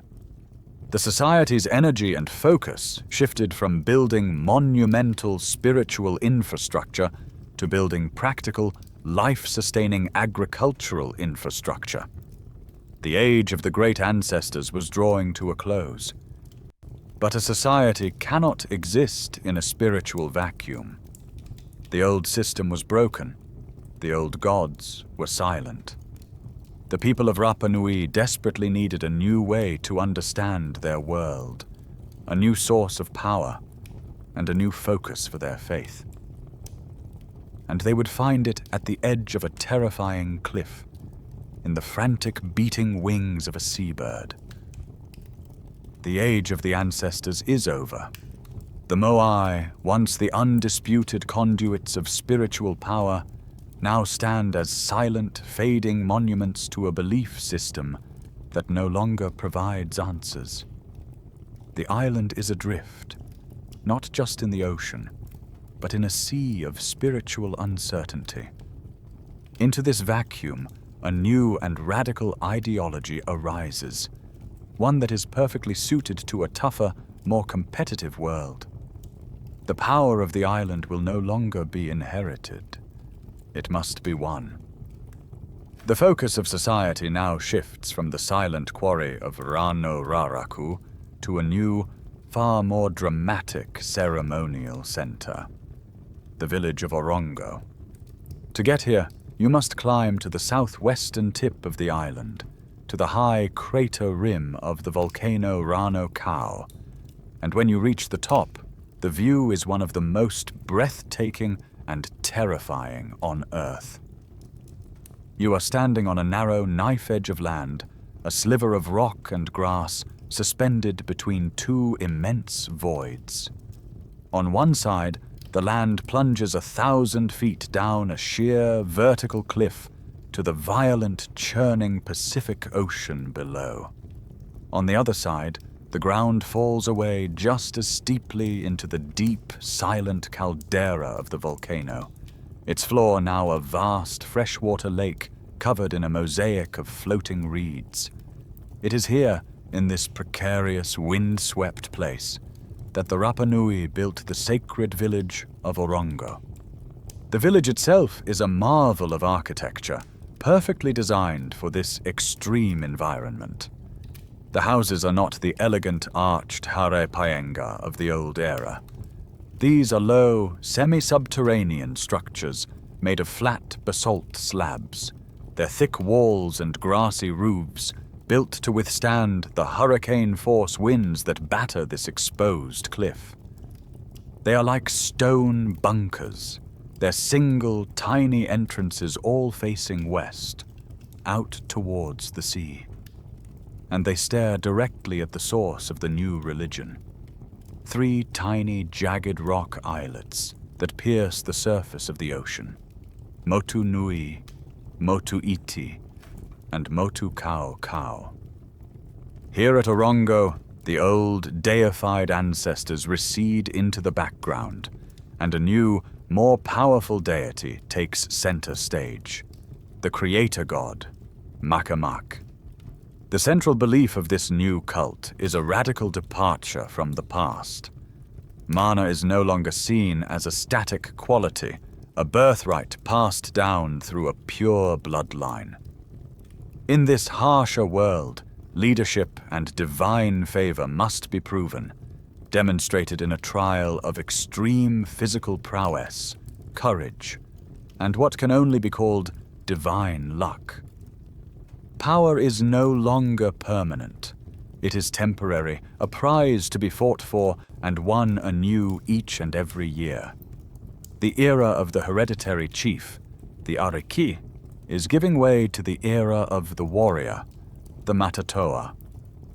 The earthly vessel for the god Makamake was a migratory seabird, the sooty tern, known to the Rapa Nui as the Manutara. The mainstream historical fact is that this bird, a symbol of fertility and rebirth, would arrive at the island each spring to lay its eggs on the inaccessible, predator-free slopes of the islet Motu Nui. The bird was the messenger of the god, and its first egg of the season became the most sacred object on the island, the ultimate prize in a dangerous and deadly competition. The new rule of law was this. Each year, the leaders of the most powerful clans, or their chosen champions, would gather here at Orongo to compete for this sacred prize. The man who could successfully retrieve the first egg of the Manutara would earn an incredible reward for his patron. That clan leader would be declared the Tangata Manu, the Birdman, the living incarnation of Makamake on Earth for the next year. This was the new path to power. It was a system that replaced the static, predictable authority of the ancestors with a dynamic, high-stakes, winner-take-all contest. The fate of the island would no longer be decided by the patient work of the carver, but by the desperate courage of the athlete. The time has come.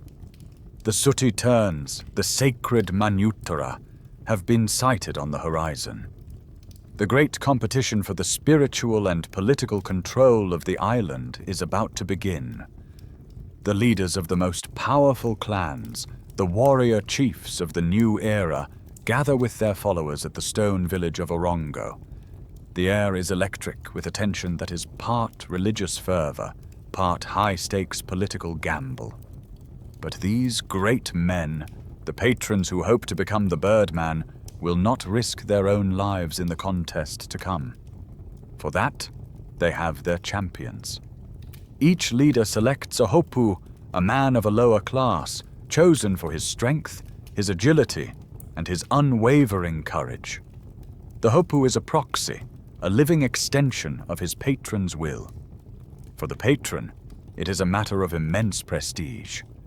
For the hopu, it is a chance to win glory for his clan and a lifetime of favor for himself and his family. If he survives. Once the champions are chosen, they are led to the very edge of the cliff at Orongo, where they wait for the signal from the priests. When the command is given, the race begins, and its first stage is a heart-stopping, near-vertical descent. The hopu must climb down the sheer 1,000-foot cliff face of Rano Kau. This is no gentle path.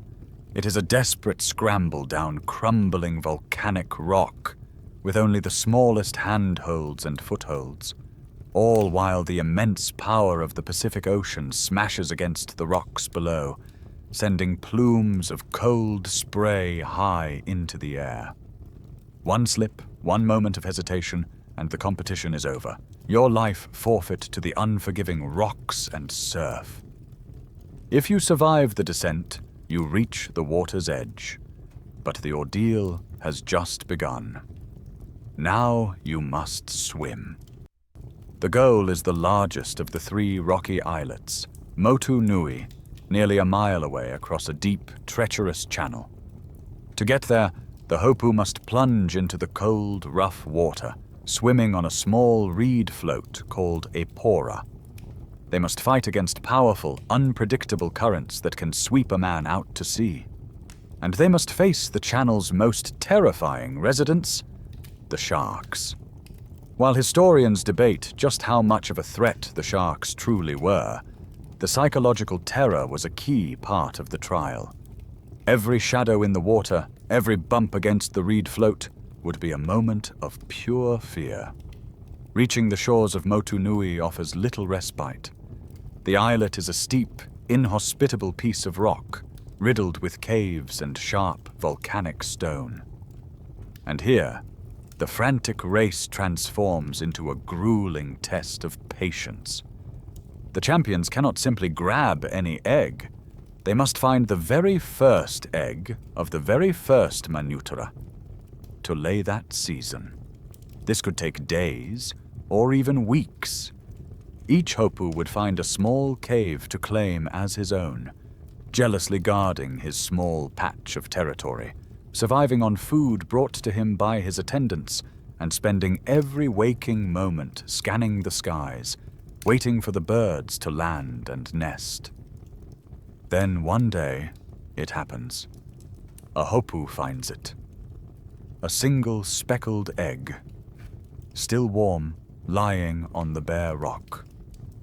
He lets out a triumphant cry, a shout that will carry across the water all the way up to the waiting priests and patrons at Orongo.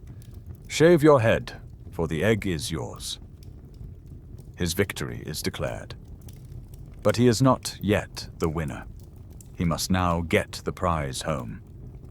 He carefully places the fragile egg into a small basket woven from reeds, which he ties around his forehead. Then he must repeat the entire harrowing journey in reverse. He swims the channel, fighting the currents and the sharks. He lands at the base of the great cliff. And then, with the sacred egg balanced on his head, he must climb the 1,000-foot rock face back to the top. Imagine the final scene. The exhausted, bleeding but victorious Hopu stumbles over the cliff edge and presents the unbroken egg to his patron. The clan erupts in celebration. The patron is now the Tangata Manu, the Birdman. His head is shaved and painted with sacred red and white designs. He takes the egg in his hand and leads a great procession down from Orongo. For the next year, he will live in sacred seclusion, a living god, a man whose word is law. All other clans must bring him tribute, and his clan alone holds the exclusive rights to the season's harvest of birds and eggs. It is the ultimate prize, won not by birthright, but in a brutal, spectacular, and terrifying display of human endurance. For a century or more, the island has been turned inward, consumed by the dramatic high-stakes ritual of the Birdman cult. It is a closed world, a volatile but stable system, a tiny planet governed by the arrival of the sacred terns and the courage of the Hopu. The Rapa Nui have no memory, no concept of an outside world. Their universe is this 163 square kilometers of volcanic rock. The rest is just the endless empty sea. And then, on a Sunday morning, April 5th, 1722, the universe gets unimaginably larger. On the horizon, something impossible appears. It is not a canoe. It is not a bird. To the Rapa Nui people who spot it from the shore, it must have looked like a floating island, or perhaps 3 of them, moving impossibly fast without paddles. From these islands grew tall, bare trees from which hung vast white sheets, like clouds catching the wind. These were the ships of the Dutch explorer, Admiral Jacob Roggeveen, the first European to ever lay eyes on the island. Because he made his discovery on Easter Sunday, he gave it the name that would stick forever in the Western world, Pasch Island, or Easter Island. Imagine the mutual, stunning disbelief of that first encounter. For the Rapa Nui, it was the arrival of beings from another dimension. When the Dutch came ashore in their smaller boats, the islanders would have seen men with skin as pale as bleached coral, hair the color of the sun, and bodies wrapped in strange, heavy coverings. They carried sticks that made thunder and spat fire. Were these gods? Spirits of the sea? Demons? The islanders approached with a mixture of intense, fearless curiosity and sacred apprehension. They touched the Dutch sailors, examined their clothes, and marveled at the wood of their ships, a material they hadn't seen in such size for generations. From the Dutch perspective, recorded in Roggeveen's own ship logs, the bewilderment was just as profound. This is the first ever written account of Rapa Nui, a priceless historical snapshot. Roggeveen saw a largely treeless island, swept by the wind and seemingly sparsely populated. He estimated the population at no more than 2,000 to 3,000 people. He was stunned by the sight of the giant moai, writing with amazement about these stone idols, wondering how a people with no heavy timber or modern tools could possibly have erected such colossal figures. He noted that many were still standing on their hu, a crucial observation for historians, while many others were already toppled. He saw a people who were tall, strong, and covered in intricate tattoos, but who lived in what he considered wretched reed huts, unaware of the grandeur of their own ancestors. This moment of mutual wonder quickly turned tragic. The encounter between 2 worlds, separated by 10,000 years of technological and cultural divergence, was fraught with misunderstanding. A group of islanders, perhaps out of curiosity or not understanding the European concept of private property, began to crowd the Dutch sailors. Feeling threatened, a sailor fired a shot. Panic erupted. More shots were fired. When the smoke cleared, about a dozen Rapa Nui lay dead or dying on the shore. The first contact was sealed in blood. But the gunshots, as terrible as they were not the most destructive force that the Dutch brought ashore. The true catastrophe was invisible. For the 500 years the Rapa Nui had lived in total isolation. They had been separated from the vast, interconnected disease pools of Europe, Asia, and Africa. Their immune systems had never encountered pathogens like the common cold, influenza, measles, or tuberculosis. This is the core scientific evidence of their vulnerability. A Dutch sailor with a simple case of the sniffles was, to the Rapa Nui, a walking biological weapon. The brief visit, just a few days of interaction on the shore, was all it took. The invisible seeds of disease were planted in a population with absolutely no resistance. The departure of Roggeveen's ships did not end the encounter. It was the beginning of a slow-motion plague, a biological fuse that had been lit and would now smolder through the island's population long after the strange, floating islands had vanished back over the horizon. The isolation of Rapa Nui was shattered, and the true apocalypse had begun. After the shock of Roggeveen's arrival and the departure of his 3 floating islands, Rapa Nui is left to grapple with the consequences. There is the memory of the pale-skinned beings and their fire-spitting sticks. But far more devastating is the invisible wave of death that sweeps through the villages.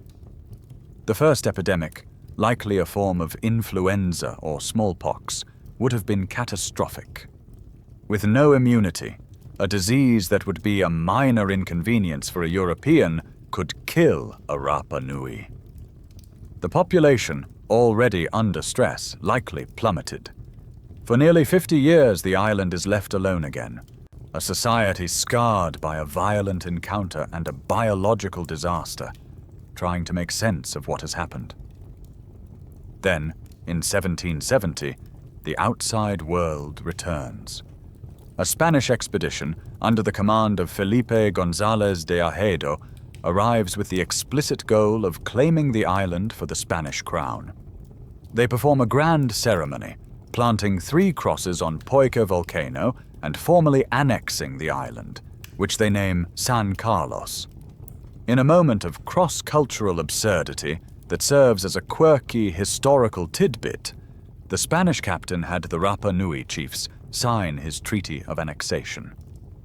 The chiefs, having no concept of written language or European ideas of land ownership, would have seen the act of putting marks on this strange, flat material as a form of ritual exchange, having absolutely no idea they had just, in theory, given their entire world away. The Spanish accounts from this visit provide another crucial snapshot in time. They describe the people, the landscape, and the statues, noting that many moai were still standing tall on their ahu. But the most detailed and influential of these early encounters would come just 4 years later, in 1774, with the arrival of the most famous explorer of the age, Captain James Cook. Cook's visit was different. His ship, the HMS Resolution, was on a mission of scientific exploration, carrying naturalists and artists tasked with documenting the lands and peoples they encountered. Their observations, therefore, were more systematic and detailed than any that had come before, and what they saw painted a picture of a society in a state of profound flux. Cook's population estimate was shockingly low, far lower than Roggeveen's 50 years prior. He guessed there were no more than 600 or 700 people on the entire island, and he noted with concern that they saw very few women, a sign of a population in severe demographic decline. This is the mainstream historical fact that points to the devastating impact of that first wave of introduced disease. Yet, at the same time, Cook's naturalists, like the brilliant Georg Forster, were deeply impressed by the Rapa Nui's agricultural skill. They didn't see a starving, desperate people. Instead, they wrote with admiration about the extensive plantations of sweet potatoes, yams, and bananas, and they correctly identified the vast fields of stone, the lithic mulching, as a clever and deliberate farming technique. They also confirmed that the statue toppling was an ongoing process. Many of the moai that the Spanish had described as standing just 4 years earlier were now found face down in the dirt. But these invaluable journals, for all their scientific detail, are also deeply colored by the biases of their time. The Europeans were faced with a paradox they could not resolve. On the one hand, they saw the magnificent moai and the colossal ahu, evidence of what must have been a powerful, organized, and populous society. On the other hand, they saw a small, seemingly impoverished population living on a barren, treeless island. They could not reconcile the two pictures. And so, it was here, in the pages of Cook's journals, that the classic Mystery of Easter Island was born. The explorers concluded that the people they were meeting could not possibly be the ones who built the statues. The present-day Rapa Nui must be a degenerate remnant of that once great race. A people who had, through warfare and incompetence, destroyed their own glorious civilization. This narrative of a brilliant lost race and their unworthy successors would dominate the world's perception of the island for the next 2 centuries. The European observers saw the evidence of resilience, the stone gardens, the adaptation to a treeless world, but they interpreted it as evidence of poverty and decline. They failed to see the art of survival. They saw only the shadow of a glorious past, creating a powerful and enduring myth that celebrated the dead stones while tragically misinterpreting the living people. For nearly a century after Captain Cook's visit, the world largely sails past Rapa Nui. The island is too remote, too lacking in valuable resources to be of much interest to the great colonial powers. The Rapa Nui people are left to themselves, a small but resilient community of perhaps 3,000 or 4,000. They have survived the shock of first contact and the ravages of the first epidemics. They have found a new social order in the Birdman cult. Theirs is a harsh, isolated but functioning world. They have weathered the storm, but in the 1860s, a new kind of ship appears on the horizon. A ship that is not crewed by explorers or naval officers, but by men with a dark and rapacious purpose. The storm had not passed. The hurricane was about to make landfall. In the 1860s, the booming economy of Peru had an insatiable demand for cheap labor. The source of its wealth was guano, the accumulated droppings of seabirds on its offshore islands, a potent fertilizer that was like gold to European farmers. The work of mining the guano was brutal, hellish, and often fatal. And so a new and vicious industry was born: blackbirding. Slave ships began to roam the Pacific, raiding the isolated islands of Polynesia for human cargo to be sold into servitude in the guano mines. In December of 1862, the first of these ships arrived at Rapa Nui. What followed over the next few months was not a collapse. It was an apocalypse. This was not a story of ecological decline or internal strife. This was a direct, violent, and overwhelming assault. Dozens of Peruvian slave ships descended on the island. Their methods were barbaric. Sometimes they would lure the curious Rapa Nui aboard with promises of trade, then trap them below deck in chains. More often, they simply landed armed gangs who hunted the islanders down like animals, shooting anyone who resisted and capturing men, women, and children indiscriminately. Over the course of just a few months, it is estimated that around 1,500 Rapa Nui were kidnapped and shipped to Peru. This number is a staggering, almost unimaginable catastrophe.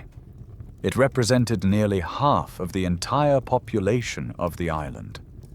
Imagine a modern city having half of its citizens vanish in the space of a season. Society would not just be stressed, it would be shattered. This is the single most devastating event in the island's long history, a mainstream historical fact that is thoroughly documented in shipping records and diplomatic correspondence of the time. The slavers did not just steal bodies, they stole the very soul of the Rapa Nui people.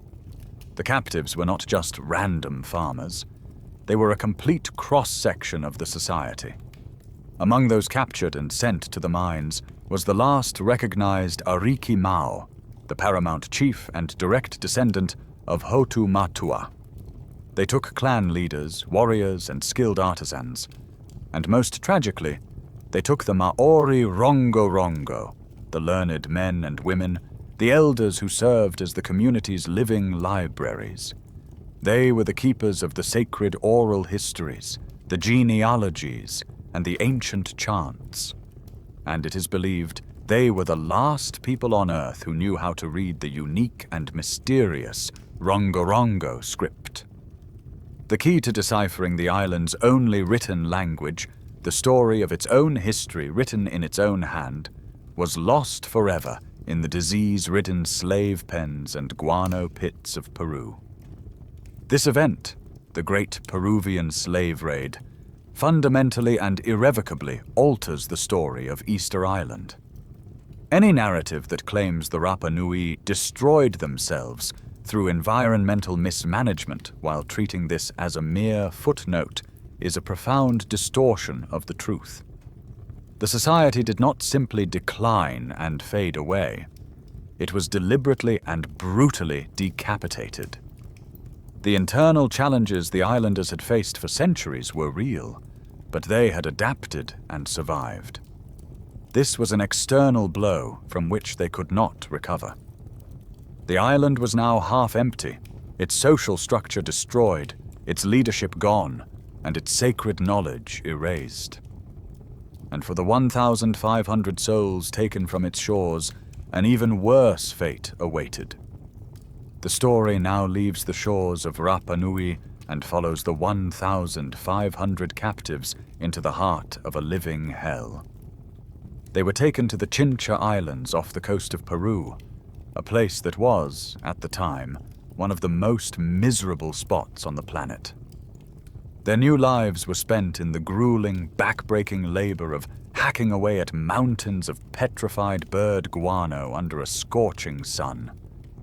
They were given minimal food and water and were housed in squalid, disease-ridden pens.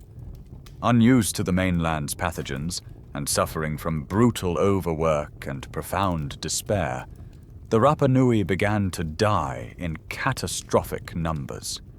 But the slave trade, this blackbirding, did not go unnoticed. It became an international scandal.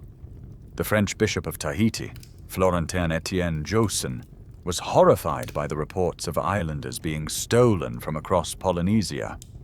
He began a furious campaign, lobbying the French government and diplomatic corps in Peru to intervene. Under this mounting international pressure, the Peruvian government was shamed into action and reluctantly agreed to find and repatriate the surviving Rapa Nui slaves. The rescue, however, was a tragedy that only compounded the original horror. The order to stop came too late. By the time the authorities began to round up the survivors from the plantations and guano mines, it was found that of the approximately 1,500 Rapa Nui who had been captured, about 90% of them were already dead. Disease, suicide, and brutal mistreatment had claimed all but about 100 souls.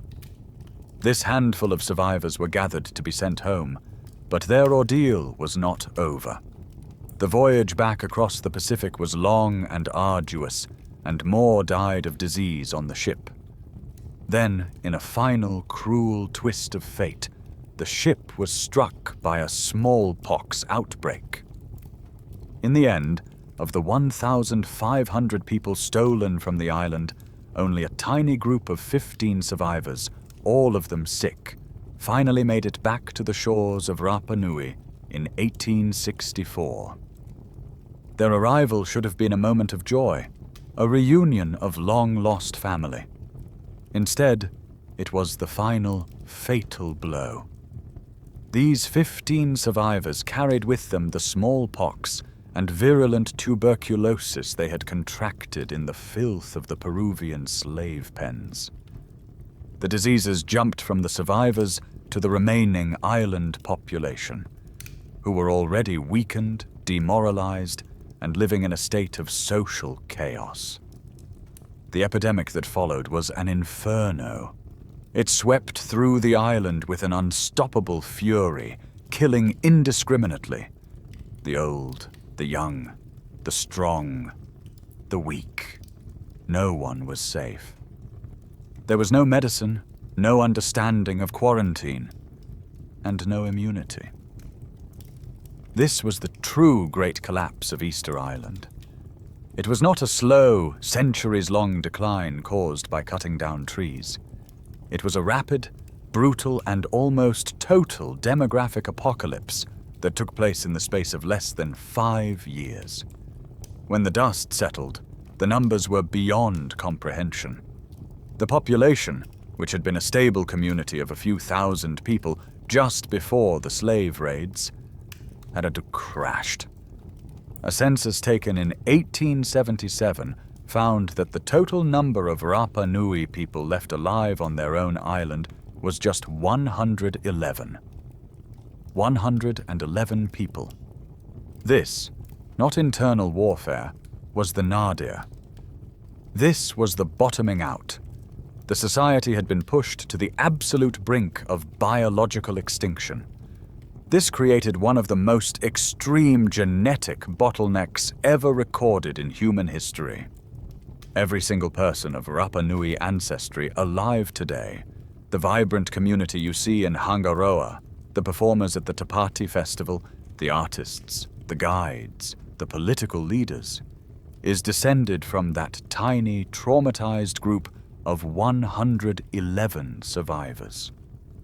The great, enduring mystery of Easter Island is not what happened to the people who built the statues. We know what happened. They were stolen, and they were killed by diseases brought by the outside world.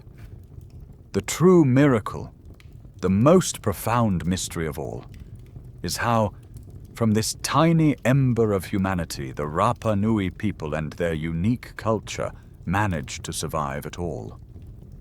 You are standing in the ruins of a civilization. A mere 111 souls, haunted by the ghosts of a lost world, are all that remain. They are the holders of a fractured culture, a people pushed to the very edge of extinction. Their leadership is gone, their social structure is in tatters, and their sacred island is now a vast, empty landscape. It is in this moment of ultimate vulnerability, of profound powerlessness, that a new kind of predator arrives on the shore. He does not come with an army or a fleet of slave ships. He comes with a charming smile, a head full of ambition, and a heart of ice.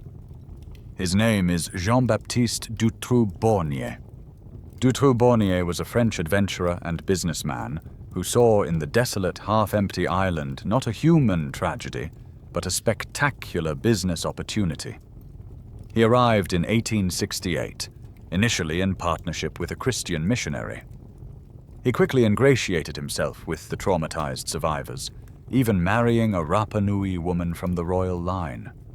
He then began systematically acquiring land, using a combination of paltry trade goods, legal trickery, and outright intimidation. His grand vision was to turn the entirety of Rapa Nui into his own personal, private fiefdom, a colossal sheep ranch. His plan was as brutal as it was simple. He imported thousands of sheep, which he allowed to roam wild across the island, their grazing further degrading the fragile, eroded landscape. To consolidate his control, he implemented a policy of forced relocation.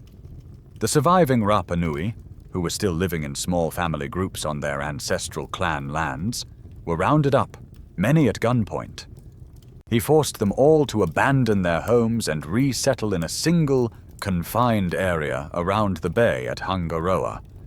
Any of their traditional hair penga or reed huts outside this zone were burned to the ground to ensure they could not return. This act was a profound cultural blow, severing the people's last physical connection to their clan territories, their sacred ahu, and the bones of their ancestors. For nearly a decade, Dutroux-Bornier ruled the island as a tyrant, his sheep multiplying while the Rapa Nui people were treated as little more than serfs. But the spirit of the Rapa Nui, though battered, was not broken. In 1876, they rose up against their tormentor. The precise details are murky, but the outcome is not. Jean-Baptiste Dutroux-Bornier was killed. an act of desperate, violent resistance against the man who had tried to steal their world. His death, however, did not bring freedom. It created a power vacuum that made the island a target for the geopolitical ambitions of a growing regional power. In 1888, a Chilean naval vessel, the Angamos, anchored in the bay. Its commander, Captain Policarpo Toro, came ashore and, through a series of negotiations with the new Rapa Nui leaders, produced a treaty of annexation. The Rapa Nui were promised the protection of the Chilean state. In return, they ceded sovereignty of the island. Once again, it is a matter of intense scholarly debate whether the Rapa Nui who put their marks on the document fully understood the European legal concepts of sovereignty or cession. And what did this Chilean protection look like? It looked chillingly familiar. Instead of breaking up the sheep ranch and returning the land, the Chilean government formalized Dutroux Bornier's system on an industrial scale. This is the central shocking fact of the island's colonial era. Chile leased about 90% of the island to the Williamson Balfour Company, a British-Chilean enterprise, to run as a massive commercial sheep operation.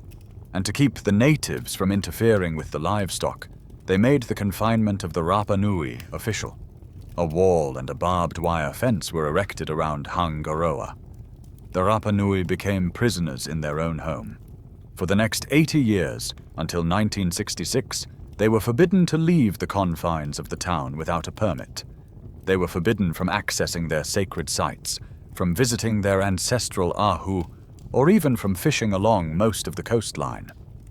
After surviving their own ecological crisis, the horrors of the slave trade, and the decimation of disease, the Rapa Nui found themselves living as captive tenants on an island that had been turned into a foreign-owned factory for wool. Behind the barbed wire fence of Hangaroa, the Rapa Nui people are trapped. Their world shrunk to a single town. But while they are confined, the rest of their island, the 90% that is now a giant sheep ranch, becomes an open-air museum for the taking. The 19th and early 20th centuries usher in a new era of violation. After the slavers who stole the people came the collectors who stole their souls. Scientific expeditions, naval ships, and wealthy adventurers began to visit the island, not to interact with the living Rapa Nui, but to collect the curios of their supposedly dead civilization. Operating under the colonial assumption that they were rescuing priceless artifacts from a dying culture, these expeditions began a systematic plunder of the island's most sacred treasures. The Rapa Nui, powerless and imprisoned, could only watch as their heritage was dug up, crated, and shipped to the far corners of the globe. The most famous and most painful of these losses is the story of a moai named Ho'ahakananaya, a name which poignantly translates to stolen or hidden friend. This moai is unique. Unlike the giants of Rano Raraku, it is carved from hard, dark basalt, and it is smaller, about human-sized. It was once housed in a ceremonial stone house at the sacred village of Orongo. Its back is covered with a breathtakingly intricate tapestry of carvings, telling the story of the Birdman cult. It is a masterpiece, a crucial link between the old ancestor religion and the new one. In 1868, the crew of the British naval ship HMS Topes arrived on the island. Its commander, Richard Powell, decided he would take this moai as a gift for Queen Victoria. His sailors, with immense effort, dragged the 2.5-ton statue from its home, lowered it down the treacherous cliffs, and loaded it onto their ship. Ho'ahakananaya was taken to England, where it was eventually given to the British Museum. Today, it stands in a central gallery, one of the museum's most famous exhibits, gazed upon by millions of tourists who know nothing of its name or the pain of its absence. And he is not alone in his exile. Another moai, named Hava, was taken by the French in 1872 and now stands in the Quai Branly Museum in Paris.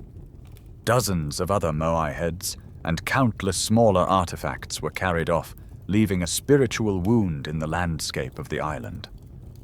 Perhaps even more tragic was the fate of the Rapa Nui's unique written language.